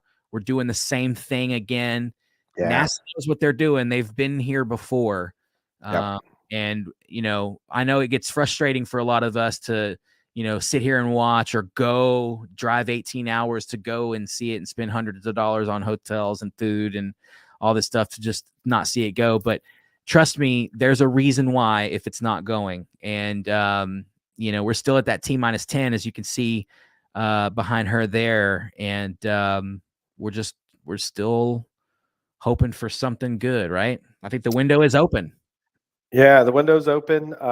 We've got, it's 12:04 Central Time now, 2-hour window. So if it doesn't happen, obviously, within the next 2 hours, 2:04 a.m. Central Time, 3:04 Eastern, then they would officially have to scrub this thing. They could always scrub it before then, right? Depending on what the situation is. But Yeah, we're going to keep our fingers crossed and hope that everything is a go and they're able to kind of get this thing up before long. that's right. And I did see a tweet just come across at 12:02 a.m. We are now in replenish mode on upper stage for both liquid hydrogen and liquid oxygen, but we remain in a hold. So there's issues they're still looking at. They've got sensors and stuff with computers and like things. Travis says people take this stuff for granted because of us. This stuff is hard, and that's absolutely true. That is absolutely true. And they call it rocket science. That's a reason. That's a what is that, a cliche? I think. Trope. It's just amazing to me that people can be disappointed that we're not launching a rocket that's gonna orbit the moon and whatnot on time. Right? Treat it like it's some flight from Dallas Fort Worth to Orlando or something like that. Mm-hmm. So it's just an amazing time. And look, I mean, NASA can be a victim of their own success at times, right? We've had so many good things happening at NASA. I mean, Will, you and I were here not too long ago for the Perseverance landing on Mars and talking about everything that had to go right in order for this thing to just touch down and be useful on the surface of Mars. And I mean, it's like to a T, everything that needed to happen happened. And we saw the same thing with the James Webb Space Telescope. And I forget how many sequenced events had to happen perfectly orchestrated. It was hundreds. Yeah, it's right? 300 something, I think. Yeah. Yeah. And again, they pulled it off successfully. And now we've got this wonderful scientific instrument that's, flying out there in space and giving us all this great data. So like I said, NASA can be a victim of their own success at times. And, when we've got a slight delay like this, people tend to get a little antsy. And look, James Webb Space Telescope was years behind, the original launch date, and well over budget and things like Yeah. that. Nobody's talking about that right now, right? Because of all the awesome stuff that we're seeing from James Webb. Yeah, and on Twitter, if you're on what used to be awesome as Twitter, which is now very broken, but we're hoping that something where it gets better, maybe. You can Hey, follow. No, go ahead, Drew. go ahead. That's like, hey, I'm going to get verified. What are you talking about? Yeah, hey, for only $8, you too. But no, James Webb Space Telescope has a Twitter account that, well, I mean, they have a one for the telescope itself, but if you go to @JWST observations in real time, they tweet out what James Webb is pointed at or looking Yeah. at. And just earlier tonight, it's looking at NGC 253, which should ring a Ah, bell for every amateur astronomer who's been to some dark skies and used their telescopes, because that's the Sculptor galaxy. that's right. It's And one of the objects we were looking at this year on the El Dorado list this year. Yeah, that's right. absolutely. Yeah, and so they're taking a look at that with the James Webb. I think earlier in the week, maybe, or maybe around on Monday or so, they were looking at Io. And while we were at El Dorado, they were looking at Fomalhaut, which is a star, a fairly close star, which is really cool. So we should be getting images for some of that stuff soon. Although some of it is, it's going to be a while before that data is published. So you kind of have to Yeah. look at what's on there. But what's up, Terry? Good to see you. Terry says, I watched the JWST progress for almost 20 years. Most satisfying launch ever. Man, I couldn't agree more with that. No, same here. I remember we were on the way back to Houston from Salt Lake City. We'd gone skiing, and that morning, it's like I wanted to get to the airport as early as I possibly could, just to sit there and watch the launch. I know, like everybody else, man, we were there with, just holding our breath, making sure that everything went off the way it was supposed to. I mean, there's so much time, effort, money, blood, sweat, tears, everything that was poured into that program, and we said, fortunately, everything went off without a hitch. And again, testament to NASA and the folks that worked on that project, because it is just an amazing thing to see what's coming out of it. Absolutely, man. And it's just the beginning too. Hubble is still releasing amazing data, Yeah, and doing all of the stuff that it was set out to do still to this day. And yes, that was with resurface missions, of course, and things like that. And I think there's even some talk of some more resurfacing missions in the future with some absolutely. stuff, which will be fantastic, man. If we can extend the life of this telescope, why wouldn't you, right? It's already out there. You don't have to try to Exactly. launch it again. So, Well, they're completely different things, right? I think a lot of people now are looking past Hubble, and obviously James Webb is the sexy new thing that everybody wants to talk about, but they are really two different instruments that serve two different purposes, right? James Webb Space Telescope is really kind of focused on the infrared portion of the spectrum, and Hubble has some near infrared instruments and whatnot, but really is kind of focused a lot on the visual side of things. So, yeah. being able to take data from both of those is just invaluable. So, Absolutely. And Travis comes in with a question. What do you both want to see from James Webb? Like one thing you want to see this lifetime? That's a oh deep man, question there. yeah, it really is, man. Geez. When I first heard that they could detect the chemical composition of an exoplanet's atmosphere, I thought that that's it. I mean, that would be a game changer, right? If we could find an Earth-like planet that has an Earth-like atmosphere orbiting a star somewhere else, I mean, I'd love to see that. That's the thing that I would love to see from the James Webb Space Telescope more than anything else. Yeah, and I was really looking forward to those deep field images, which of course they delivered on right out the box, Oh yeah, which is really cool. But one of the main things that I'm really interested to see is the protoplanetary disks and research done around those, which is basically stars that have just formed, and yeah, now the planets around that star are forming. To me, that is fascinating, and that's something that really you can only do with Webb, because we've already reached the limit of things like the Hubble and some other systems. that, we're scraping the bottom of the barrel, as it were. And Webb deepened that barrel a lot more. So it'll be a while before we're scraping the edge of that. And that's one of the coolest things, I think, is that the shelf life of this thing, the future proofing, is definitely, especially where you're at L1, you're not coming back, and there's no rescue mission for you out there. And in fact, I No, there think, certainly isn't. Yeah.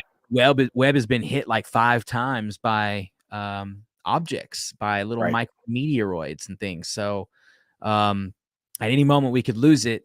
But I can tell y'all that watching that account, there is almost never a time where it is dormant. Sometimes it's taking darks, which is hilarious because we do that as astrophotographers. You take your main subs images, your lights, if you will, and then you take the same exposure with the lens cap on, and that's Yep. your darks. And they can do that with Webb. And so you'll see it'll say taking a 30-minute image of none. Yeah. And that's taking darks, which I think is fascinating. And so you can see the parallels there, but there's a lot more coming from James Webb. I mean, it is just a brand new egg that hasn't even really began to hatch yet. No doubt. And, you kind of mentioned the Twitter account for the James Webb Space Telescope. Hubble has one as well, where it'll tell you what they're pointed at, what it's looking at, and what they're capturing data on. And, if you've got a chance, if you're on Twitter, give both of those accounts a follow, because you'll see some pretty interesting things coming out of that. And it's cool to keep up with what your tax dollars are doing. I know Yeah. Joe and I both pay taxes, and Yep. we funded that James Webb Telescope along with a lot of other people around the world, of course. Maybe some of you good people in here. But you know what the deal is. That's a telescope for all humanity. It is. And I mean, look, they had to invent, I think it was 12 new technologies to make this thing work. Right. So that basically that's like 12 miracles they have to pull off. And get them again in the right sequence, right? For a lot Yeah, of this stuff to like happen. 12 But days of Christmas for miracles, sort of, but they did it. And that yeah. thing's flying and taking data, which is unbelievable. John Mather, the guy who was project lead on that, is absolute genius, did a great job pulling everything off. Hundreds of people behind the scenes working on Webb. It's just a fantastic project. You can see here kind of the orbit they're talking about, which is fascinating to kind of get a glimpse into that. There you see the ICPS separation. At that point, they'll make their way towards the moon itself, get into a lunar orbit.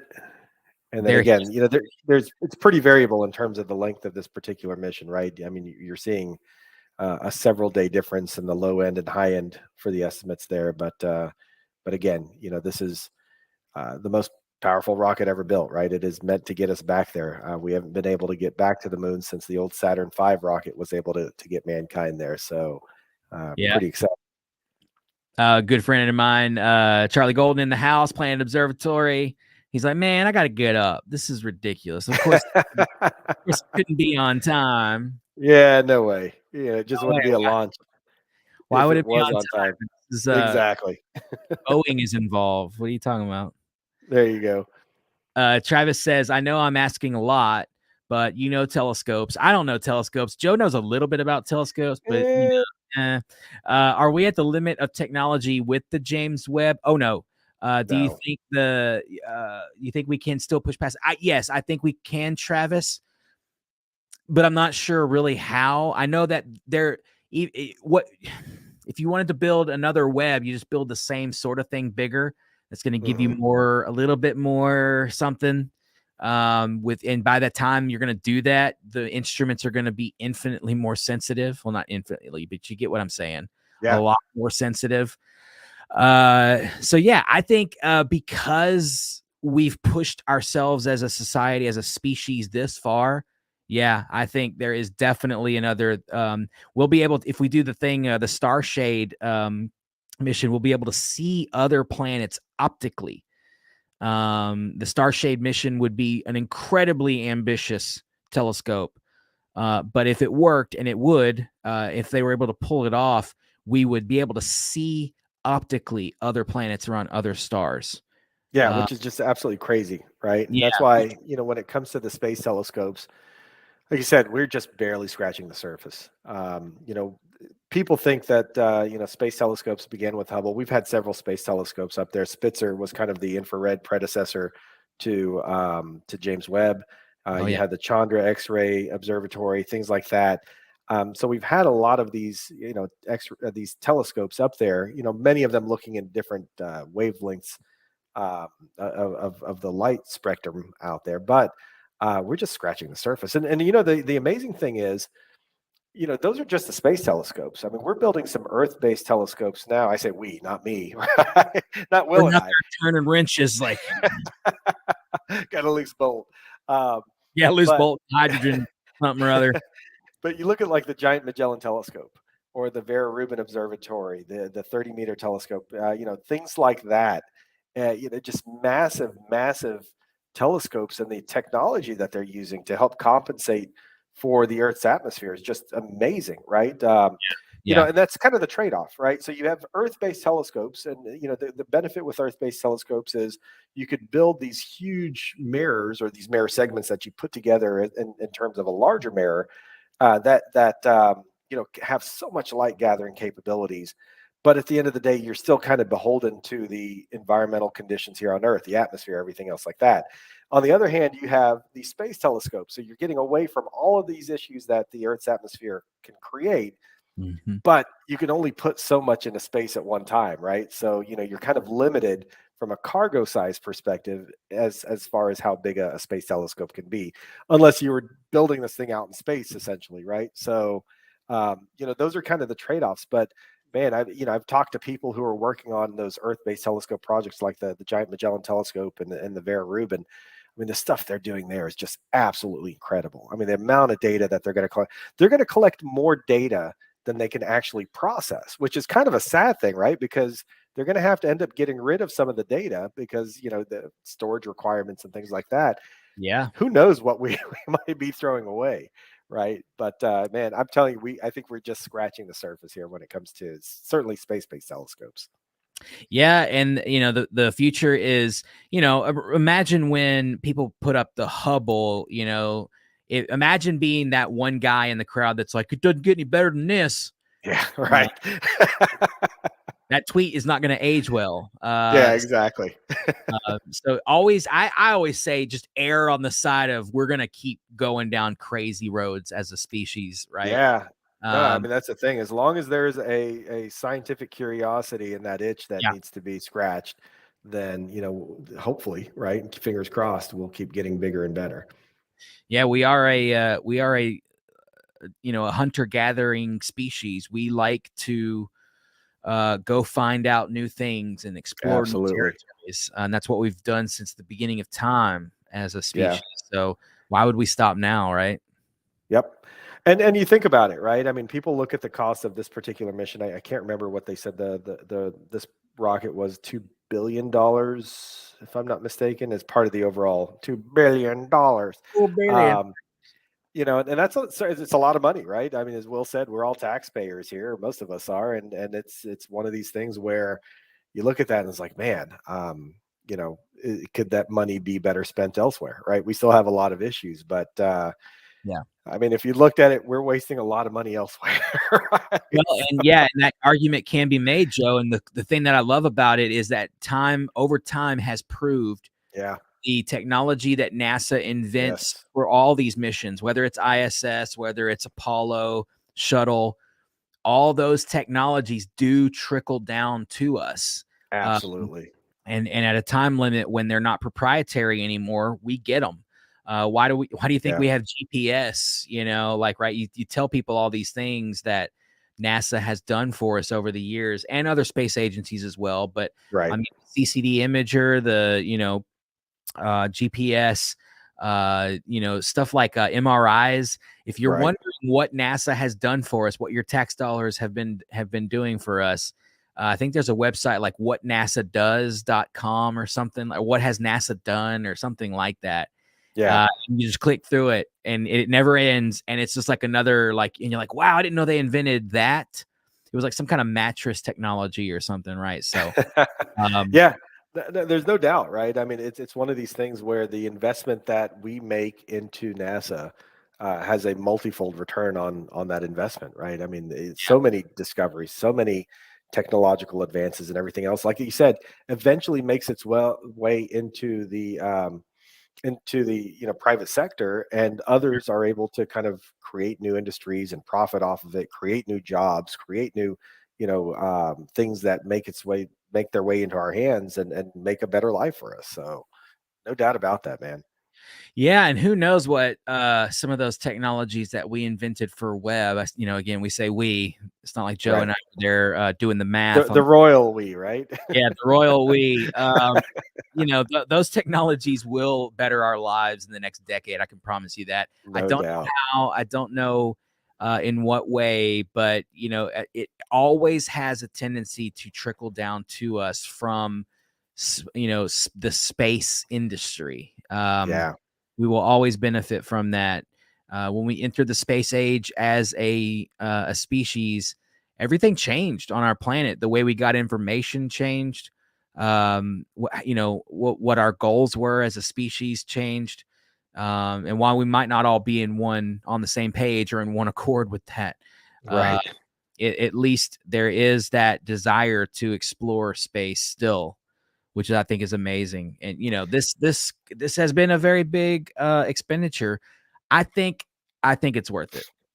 No, no, I agree with you, right? Obviously, being two people who are keenly interested in space, astronomy, and everything else there, I think um, it would be a shock if we said otherwise, Yeah. right? But It's everything.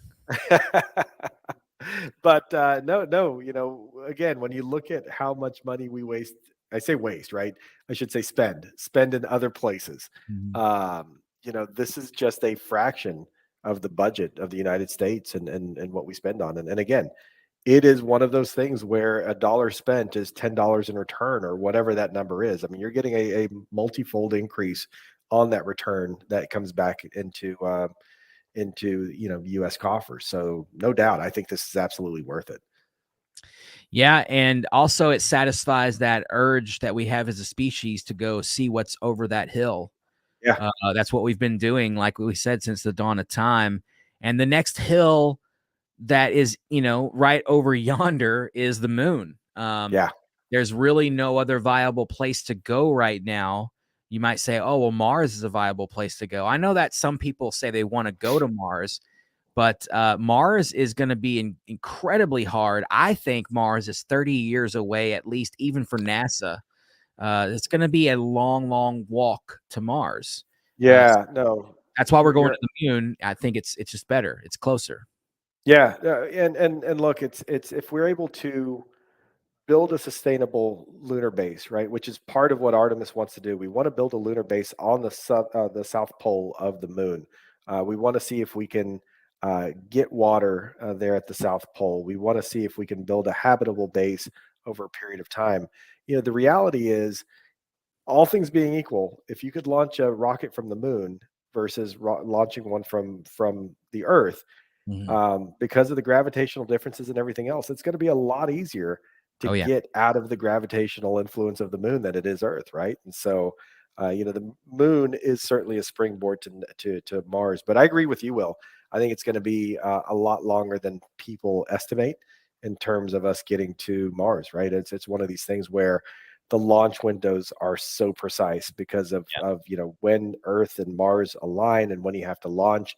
Yeah. That launch window is so narrow that if you miss it, you've got to wait several months. Yeah, I say almost 2 years basically before you can do it again, right? So Yeah. it's just one of those things where if things don't go right, you've got to scrub and you wait and wait and wait. So And if you have uh, a crew on Mars that needs something, I think we've all watched The Martian.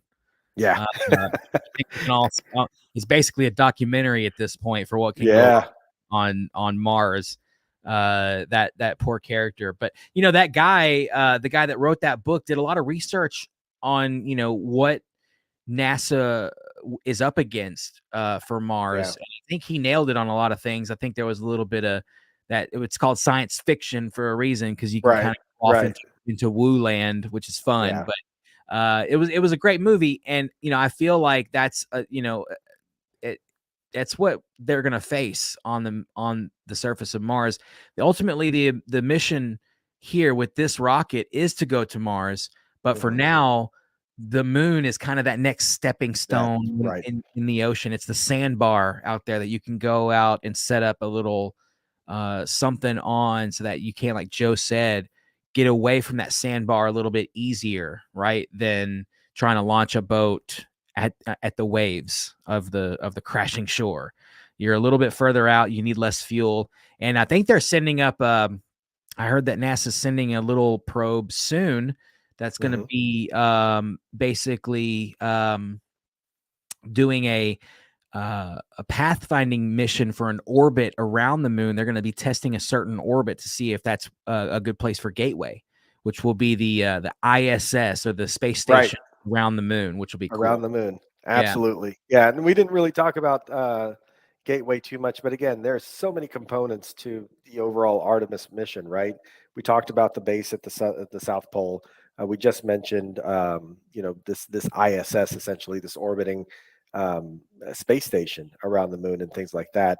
And again, these are things that are part of that stepping stone to getting to Mars. So if we can demonstrate this and we can do this, kind of build that capability, that platform on the moon, then yeah, they'll give it a go to Mars. So this is absolutely critical. Getting to the moon, getting a human back to the moon is just that first step in being able to get to Mars again.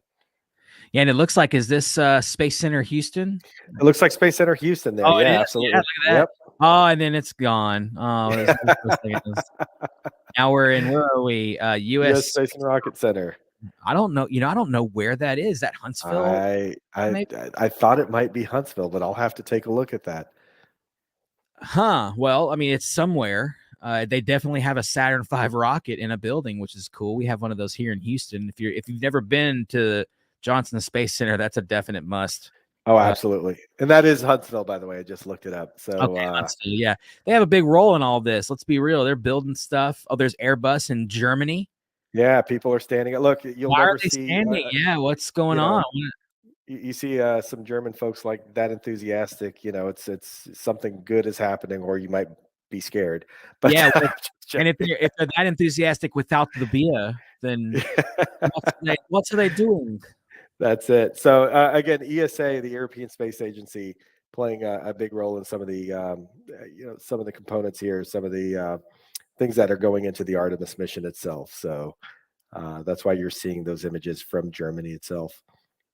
To our German friends over there, we hope that this launches so you get to see it too. Yeah, still holding at 10 minutes though. You see That's what that it on the looks like. clock behind this gentleman on the screen. He is the Chris Collinsworth of rocket launches. There you go. Al Speaking of which, Michaels. didn't you have a run in recently with a famous announcer? Well, I was walking through the hotel lobby of the Four Seasons, and Al Michaels happened to walk by me. And I know I was that weird guy that when they see someone famous, they're like, wait, I know, who are you? Wait. And I all I could muster was like, hey man, how you doing? And he was just kind of like, hey, how's it going? Just kind of walked past me. And I was like, I thought his name was Mike, or I couldn't remember exactly what his name was. And then I was like, no, man, that was Al Michaels. I was like, man, I could have been like, "Ah, what's up, dude?" But he would have been like, I don't care who you are or why you're talking to me. There Uh, you go. we are still holding Lyra. There's always a planned hold at T-10, or yeah, T-10. Yeah. Um, and we're still at a hold. They do have the hydrogen leak fixed from what we're seeing. They do have the Ethernet connector problem fixed, which is always fun. Living in the digital age, you can't go without Wi-Fi. So they jiggled the cord, and we're They good to jiggled the go. cord. And it looks like, I mean, and we got a report earlier that all the tanks in the core stage, the upper stage, everything is topped off and ready to go. This Awesome. rocket is exactly ready to pull the trigger, but they're still working on something. Our buddy Travis here says people who say SLS is a waste of is a waste. Don't realize what it takes to go through this. SLS is greater than Twitter all day, every day. No, you got that right. SLS. And, people do talk a lot of trash about SLS and that it was a waste of money. And Yeah. I guess maybe I can kind of see how some of those arguments might arise here and there.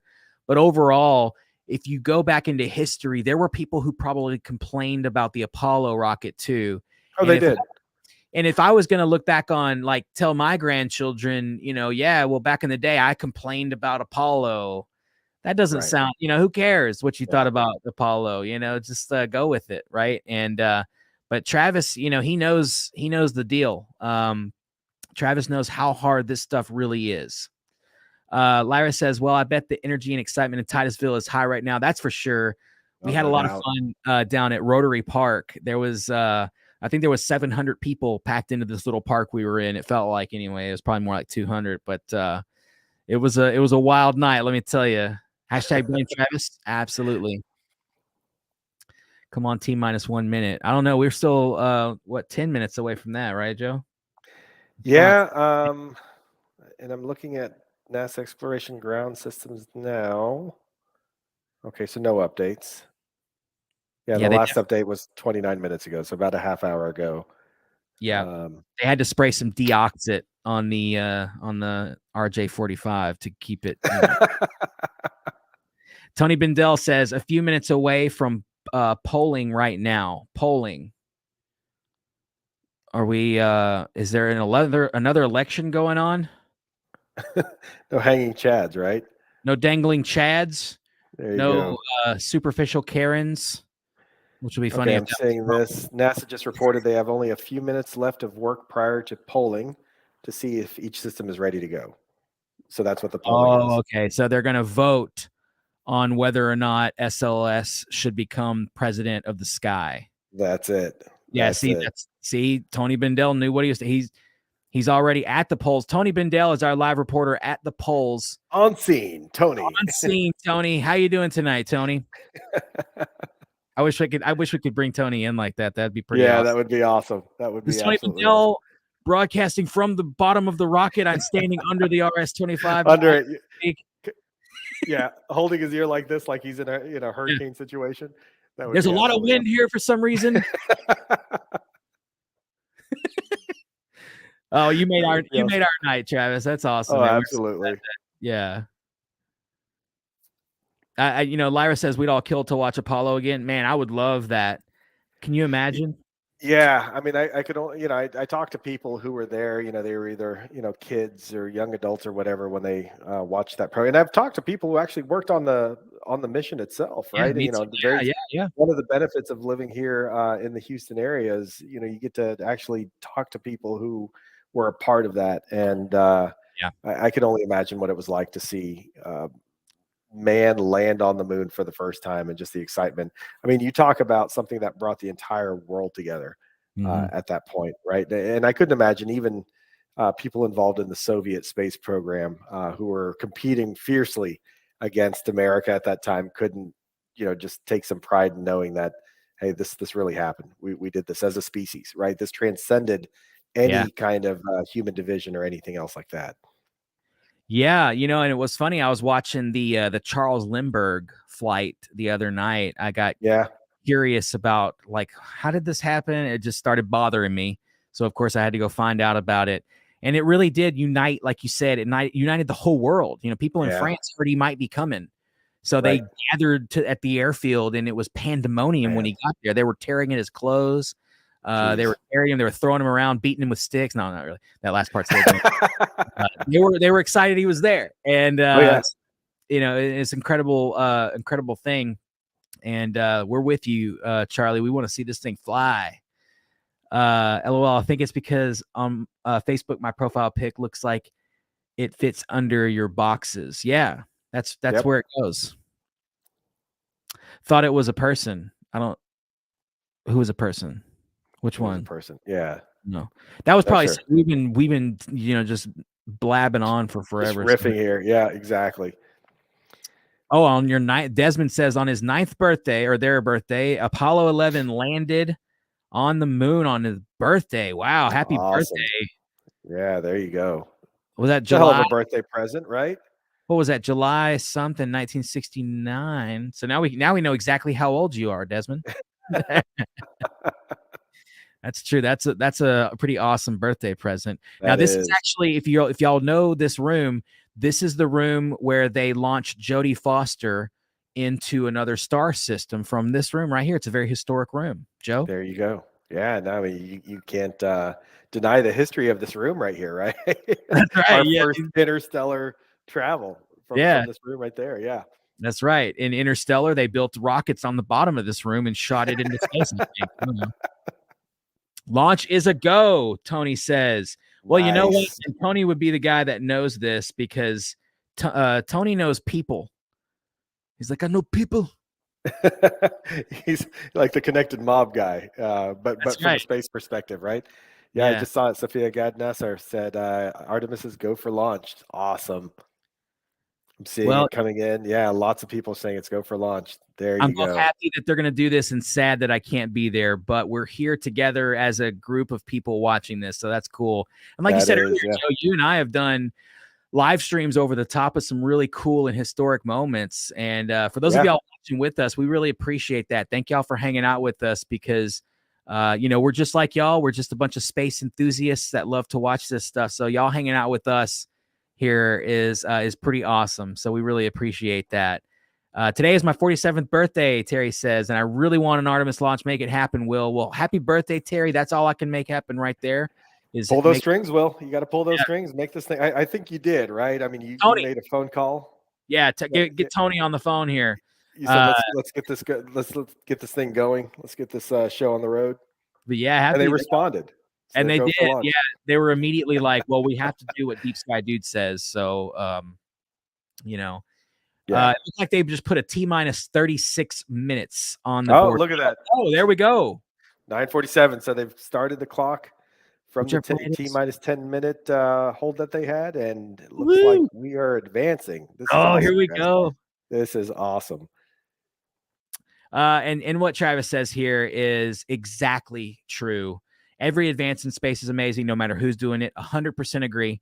Except No for doubt. if it's maybe like Coca-Cola trying to paint the sky with a Coke logo, then I'm like, be a fanboy of the advance in text, not the company. Amen, brother. Side Yeah, note, no I've doubt. been in those rooms. Chills when you go in there. That's right. Yes. Yeah. Yes. And happy birthday to Terry. Yeah, Absolutely. from Travis. Thanks for that that note there, Travis. That was awesome. They're going to launch because we're not there. Lyra says, of course, every launch I've ever planned to go to has not happened. Sorry, space nerds. It was my fault. You shouldn't really apologize to them. You should be apologizing to me, who you've There you inconvenienced. go. Tim says, where is the NASA boss? Is Bill alive? I'm not sure who you mean there. Bill Nye the Science Guy? I don't know. 10 minutes and counting. Actually, we're 8.5 minutes there. Ooh, it's getting real, y'all. Yeah, they're talking about Bill Nelson. Oh, I Bill. have Yeah. not seen Bill in quite some time myself. I saw him in some stock video that they're Yeah. using for Artemis. But yeah, I'm with you. I really haven't seen him much at all lately. Do we need to file a missing persons report? Is what I'm There hearing. we go. There we go. Maybe. And Don, you know what? We wish you were here with us on the live stream. Miss you. Haven't seen you in quite some time. So looking forward to seeing you at El Dorado next year, or if not before that, maybe at the Texas Star Party. Absolutely. Now, when the launch goes, Joe, I think we're going to probably put this up on the main screen, turn the sound on, That's it. and we're going to watch with y'all in utter amazement. So get your drink now. Get your beverage ready, whether it's water. I promise it's pure water, not vodka. Get whatever you're ready. Get whatever libation you're ready to do when this thing goes, because it looks like we are going to launch. We have less than 7 or almost 7 minutes. Less than have 7.5 minutes. Yeah. Yeah, that's closer than we've ever been.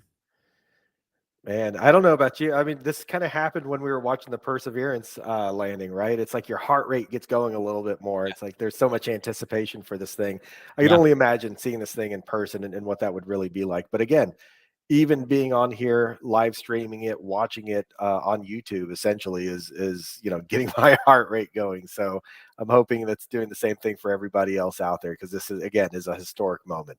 Absolutely. And hey, Bavis. Uh, uh, Rocket looks funny. Mike Forward says, "Good luck, Artemis." We agree with you, Mike. We are in full agreement there. There's some nice shots of this thing. I promise you wouldn't want to be standing right where this camera is. You would pass away as soon as the rocket turned on. As soon as those RS-25s lit, you'd probably be deaf, blind, and everything else. And then when the SRBs, those big white tubes on the side, the solid rocket boosters, when those kicked on, your insides would become liquid, and you exactly. You just would be no more. liquefy. Yep.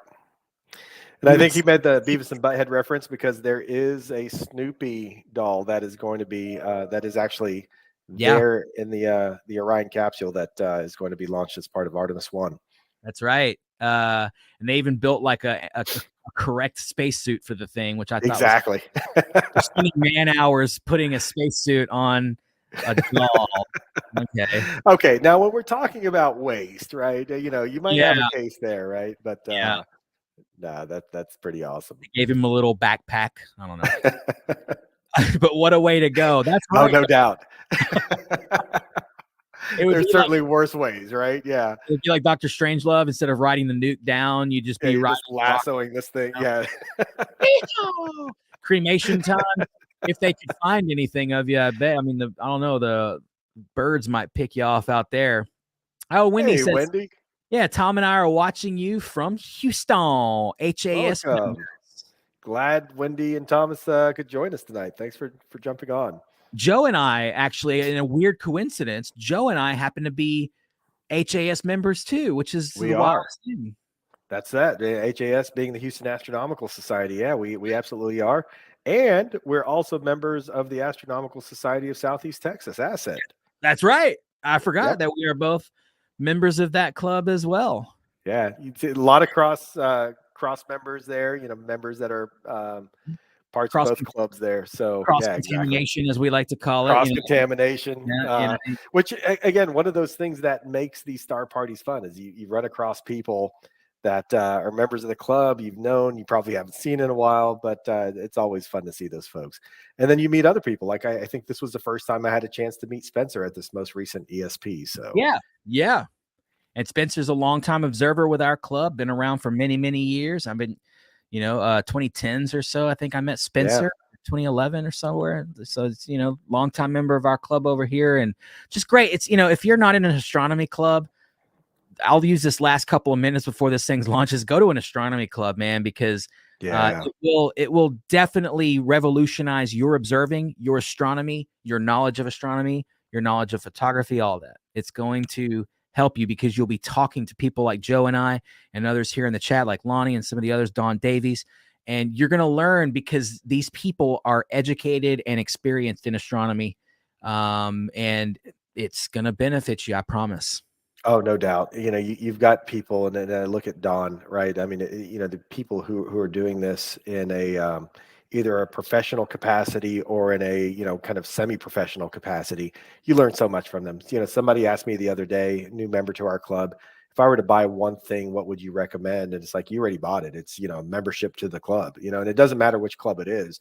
Just find an astronomy club, join, and just get to know people, ask questions, find out what they know, ask questions about the tool, before you ever go out and spend money on a telescope. If you're not sure about what you want to buy, ask. A lot of these clubs have loaner programs where you could borrow a telescope and try it out and see what works and what doesn't.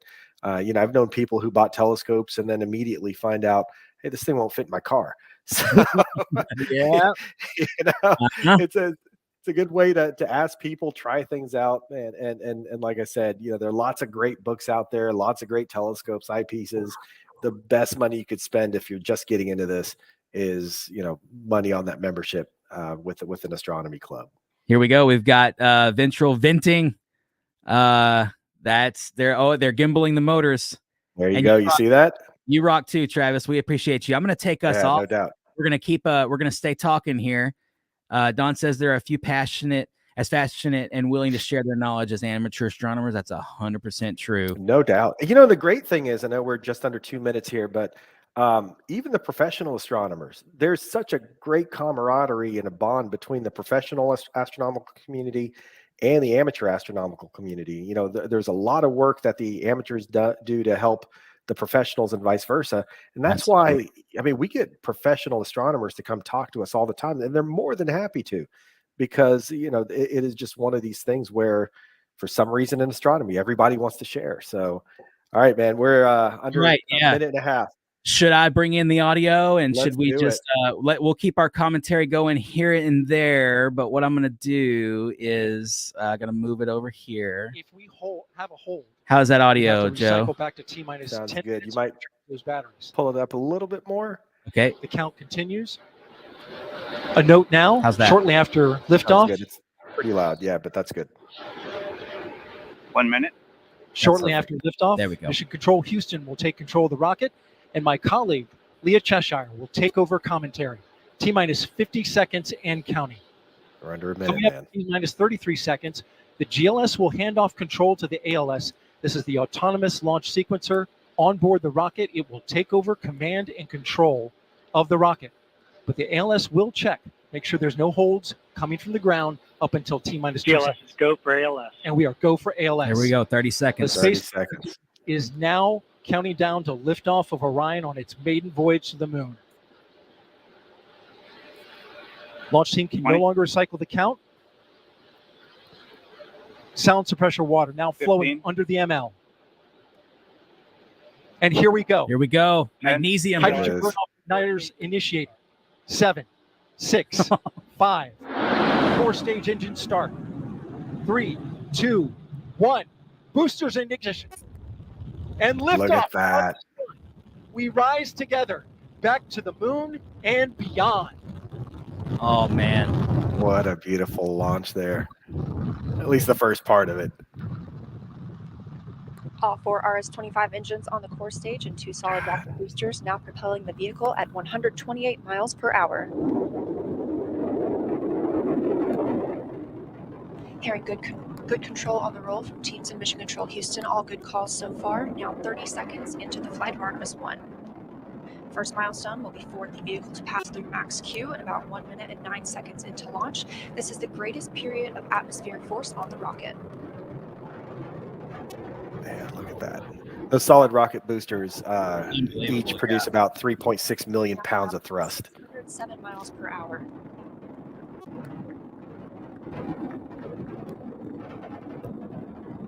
You're looking at 8.8 million pounds of maximum thrust. Quiet here in the loops in Mission Control. There's that sound. The 4 core stage engines are throttling down ahead of passing through max Q.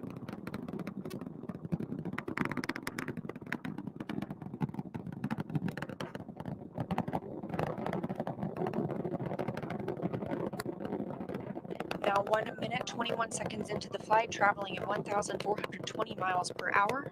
Jeez. The 4 core stage engines are back at maximum thrust. The next major milestone will be for the solid rocket boosters to cut off and jettison at about 2 minutes and 11 seconds into the flight, so about 30 seconds from now. Again, quiet here in Mission Control Houston as teams continue monitoring the flight of Artemis I. There she goes. We're now 16 miles downrange from the launch pad at Kennedy Space Center, traveling over 2,800 miles per hour. Welcome to the stream, John. Standing by for solid rocket booster jettison and shortly thereafter.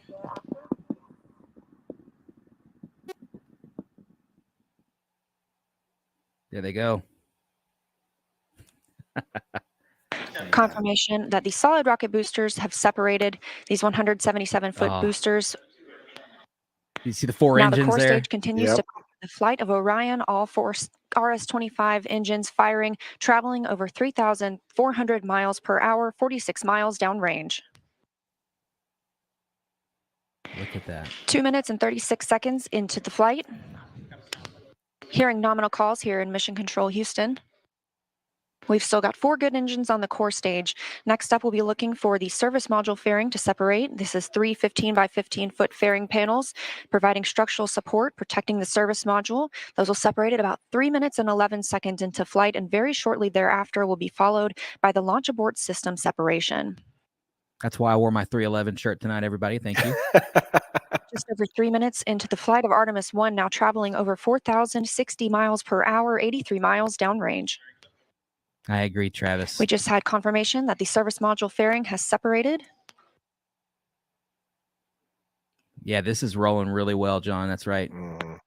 And that the launch abort system pyros have fired, separating those from Orion as well. Tower For jet's future gone. crew members. Oh. I think Mike they got a little lost squeaky. the Ethernet cable for that microphone there. Is that the moon with Artemis going by it? Look at that. We just heard Oh, man. press, meaning if SLS were to lose an engine Well- at this point in the mission, we could still achieve a nominal mission. We would just have an extended main engine cutoff time. However, we still have 4 good engines, all at maximum thrust right now, powering the first flight of Artemis at 5,200 miles per hour, 148 miles downrange. Somebody's going to have an awesome image of the moon with the Artemis rocket going. Yeah. I Oh, my guarantee you. gosh. They were a little north of Titusville and probably got an amazing shot right there. No doubt. That's got to be an iconic image, if ever. Obviously, they've switched 4 over minutes to and the 16 computer-generated seconds into the images flight of there. Artemis 1. So far, we've Yeah, had this is not a an clean actual ascent. camera shot. It's not an actual image. That's been about 2 minutes and 11 seconds after liftoff. That's that Shortly NASA after, we fakery. have the service module panels, fairings separate, as well as the launch abort system. The launch abort system was inert for this flight, except to perform this separation. And again, those Hey. four Those engines. 4-stage engines will continue to fire and power the flight of Artemis I, now traveling over 6,800 miles per hour, 229 miles downrange. I was going to say those 4 engines reused from the shuttle program. So Engines are looking That's good. right. And you were saying one earlier took John Glenn. One of them took our friend Don Pettit, who we've both met and Yeah. Our on a core shuttle stage mission. main engine cutoff time is about 8 minutes and 3 seconds. We are now 5 minutes and 11 seconds into the flight, 7,656 miles per hour. I was actually able to be at Michoud assembly Again, facility. 4 See this good exact core rocket. stage So this is engines, awesome. those 4 Nice. RS-25 engines. The last time those core stage engines flew, they were taking space shuttles to orbit, and now with upgraded capabilities, they're launching the future of human spaceflight. That's right. Roger that, over. 5 minutes, 42 seconds into the mission, we are now traveling 8,800 miles per hour, 345 miles downrange from the launch pad at Kennedy Space Center. Man, it must have been a clear night there, huh, Joe? yeah, I mean, look Clear. at that. You're still able to see it that far out. So We are no anticipating core stage clouds. engine cutoff at about 8 minutes and 3 seconds. And about 10 seconds later, we'll see core stage separation, at which point Orion and the interim cryogenic propulsion stage will be flying free. That's very true, Travis. Happy birthday. Terry.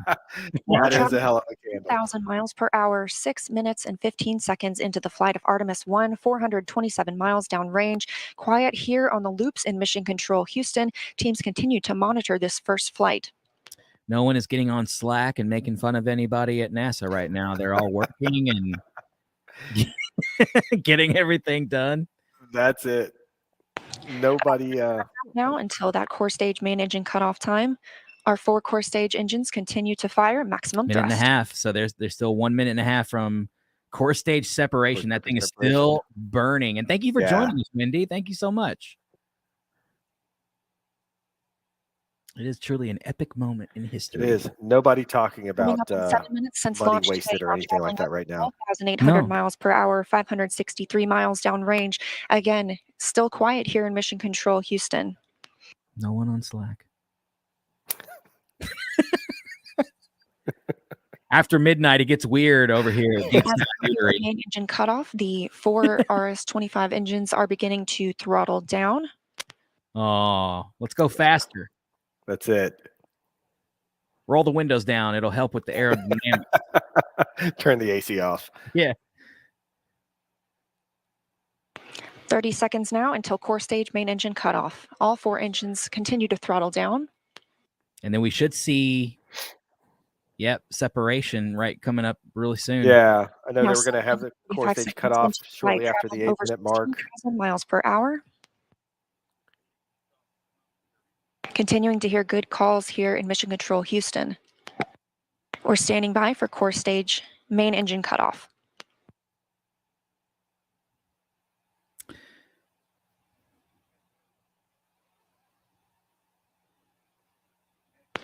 And we have confirmation of core stage main engine cutoff. Orion is now in Earth's orbit. The flight dynamics officer reports that we have a nominal main engine cutoff. And we just heard the call for core stage separation. That means Orion and the interim cryogenic propulsion stage are now flying free from the core stage of the Space Launch System.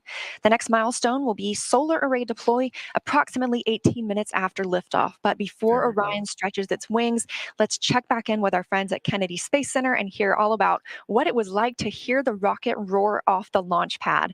Megan and Kayla, I've got to hear all about let's it. hear what they have to say. And well, then, if you're just joining us, welcome to NASA's Kennedy Space Center, where we just watched Artemis I launch, our first step towards our next adventure into deep space. They look happy. As Leah said, I'm NASA's Megan. This is NASA astronaut Kayla Barron. And I'm kind of still giddy and speechless. I don't even know how to explain how I'm feeling right now. I feel the same way. This is the first launch that I've been able to watch in person.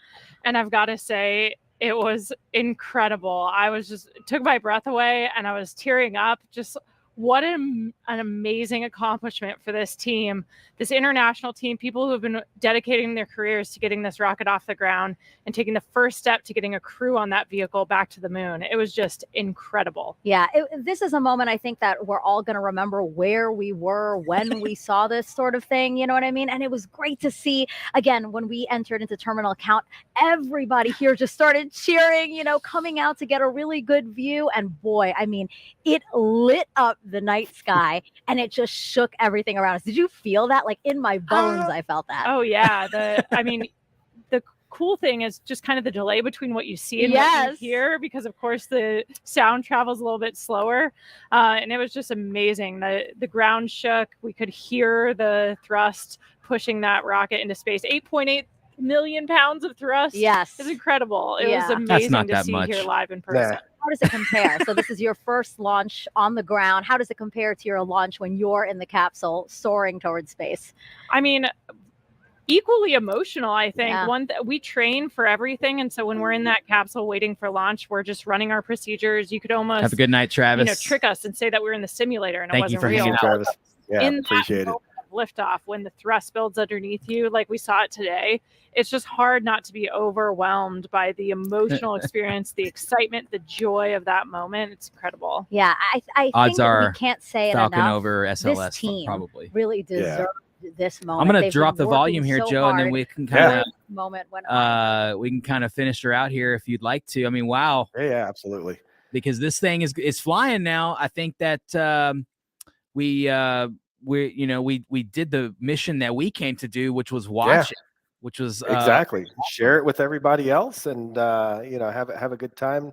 Hopefully, getting a chance to watch a successful launch. And look, I mean, we've gotten to the point where they've got core separation, and this thing is flying. So they've got a few other things that they've got to do before they make their way to the moon. But man, you couldn't ask for a better start than this. No, and I mean, at least we didn't have to wait till like the edge of the launch window.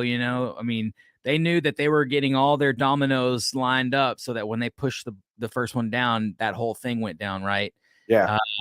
Yeah, and like Don says, over 2 million more pounds of thrust than SLS. Well, what is that, Starship or Falcon Heavy? Oh, no, it has to be Starship, I guess, because I think so, yeah. I think even SLS beats Falcon Heavy on thrust. Right. Which, yeah, and best birthday ever, Terry says. Happy birthday, Terry. Hope it's a good one. And too bad we couldn't put you on this thing. You'd be the Terrykin instead of the Moonikin, which might have been a little more interesting. I bet Terry would have put his body on the line for science. I know he would have. Yeah, of course. Right. I would have probably gone with you. I had to, that question about what was more exciting, watching this thing or actually being on a rocket as it's going up. Look, it's got to be when you're on the rocket, feeling that thing underneath you, right? As much as we like watching these things, and you've been out there to witness them, I'm sure that being strapped to one of these rockets and making your way up has got to be a much better sensation. So, Oh yeah, and the view is probably a little better too, honestly. yeah. At least after the tower jet goes away and it opens the windows for you or whatever, so you Yeah. can see outside. But it looks like everything there is nobody's panicking, running around the room, Joe. It looks like everybody is happy. Yeah. And I'm looking at some of the tweets right now. Everything looks to be in good working order. So like I said, let's keep our fingers crossed that everything keeps going according to plan. And they've got this mission out to the moon and then back to Earth for a successful splashdown in a number of days. So this is awesome. Yeah, so I guess we'll be expecting a splashdown somewhere in the neighborhood of Christmas, maybe give or take a few days. I think it was like 40-something days on the long end of the mission, and then 26 Right.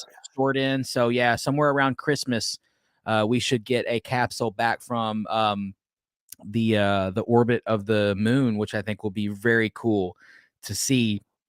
Lonnie says it was so smooth. They're all going home.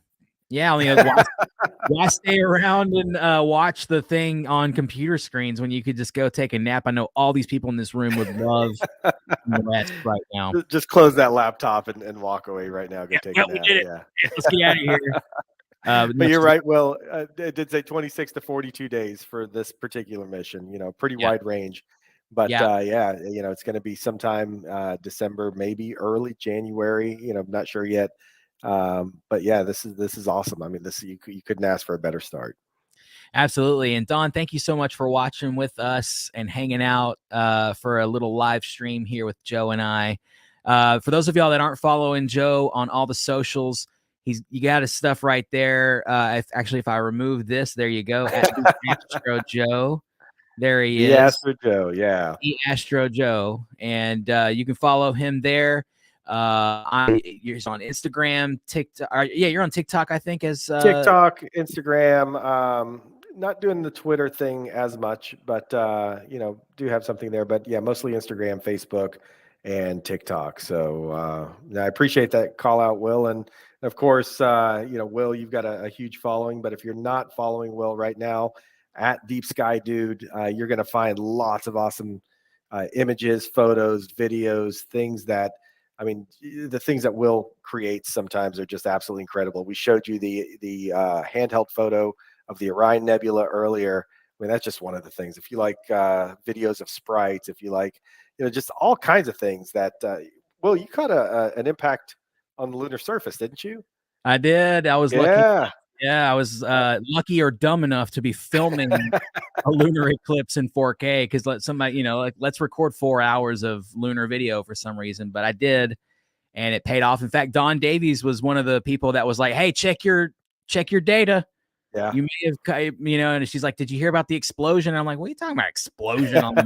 I videoed an eclipse, and they'll just like, "No, check your data." Her and Becky Remitowski, and so I was like, okay, let me go look. And when I found the little flash of light there, I was ecstatic. Let's just say that was my first viral video. And so, just you never know what you're going to catch when you go out and look at the sky. No, you don't. And I know Joe knows that to be true because Joe is as obsessed with the night sky as I am, and some of the others in here, like Lonnie Mosley and some of the others.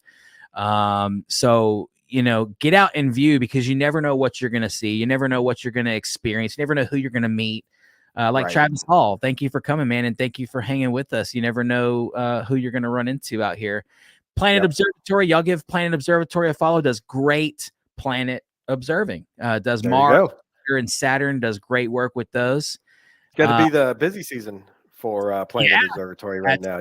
Yeah. Oppositions and conjunctions and everything else is going to be fantastic. Does NASA have a second one of these ready to go soon? No. The other rocket is not ready yet. May 2024, I believe, is when Artemis II is planned for launch. Obviously there could be delays. They're going to get data back from this particular mission. They might have to update things, make modifications, all of those things. But yeah, they've got to get the full set of data back here, evaluated figure out what's going on. But May 2024 is the current scheduled date for Artemis II. That's right. And we'll see if that date gets pushed back a little bit too. Of course, it's hard to tell. You know, you never know. Right. You never know what's going to happen with all this stuff. But you will see posts from Joe and I about stuff like this in the future. So stay tuned to us, because we are, we're just watching for you, so you don't have to. Right? If you want to watch too with us, go ahead. But we're, we're kind of watching the tweets come across, and just kind of, playing the ear to the ground kind of game to see what's, coming up as far as that goes. And, Joe is the president of the Houston Astronomical Society, which is a great club, a great organization that if you're in the area, you should definitely check out. But if you're not in the area, you should check them out. They do their meetings online, and we certainly do. Yeah, and you can do all that. You can get it. You can get your membership done online and all that, even for our club here in Beaumont, if you want to. We don't do much online anymore. We're back to in-person meetings. But yeah, John, thanks for hanging out with us. Absolutely. Of course, Jeff, thanks for hanging out. This was a Appreciate good you, time. Jeff. And this was Joe's idea, this live stream tonight. Joe was like, "You want to go live?" And I was like, "No." And then I was like, I had to twist his arm. Yeah. Yeah. I was like, "No," but then yes. I was like, because they're going to cancel it, but you know how it goes. Yeah, no, Will, I appreciate you. We kind of did this on a whim. I just reached out to Will and said, "Hey, man, this is looks like it's going to happen tonight. Would you mind jumping on? You want to do this?" And I mean, we've done a number of these already, Will. I always have a great time when we're doing these live streams, and for everybody else who's on with us. I mean, it's even though it's the two of us talking, I really feel like it's everybody that's in here that's participating and hanging out with us to watch this thing, and we all get to celebrate, something awesome like this. So I certainly appreciate everybody else taking the time, and when you could sit there and watch this anywhere else, that you're spending the time with us and watching with us. So thank you very much, everyone. Yeah, and stay tuned for more. Follow Joe here on YouTube, whether you're watching Joe on YouTube or on Facebook. Follow me as well. You've got the platforms. You're on the live watching. You're probably already a subscriber, so we'd love to have y'all. We thank y'all for hanging out with us. I do have some music coming out soon. I've already released an album at the beginning of this year, but I do have some more music coming soon at the end of this year. So I'm excited about that. And I don't know, Joe, why don't you take us home, man? Take us home.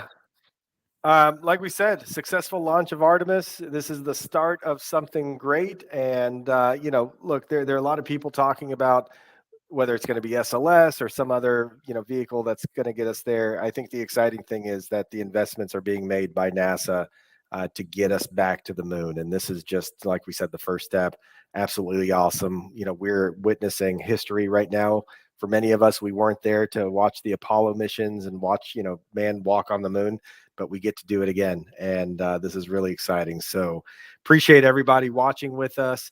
Will, I can't wait until we get another opportunity to be out at a star party or somewhere else.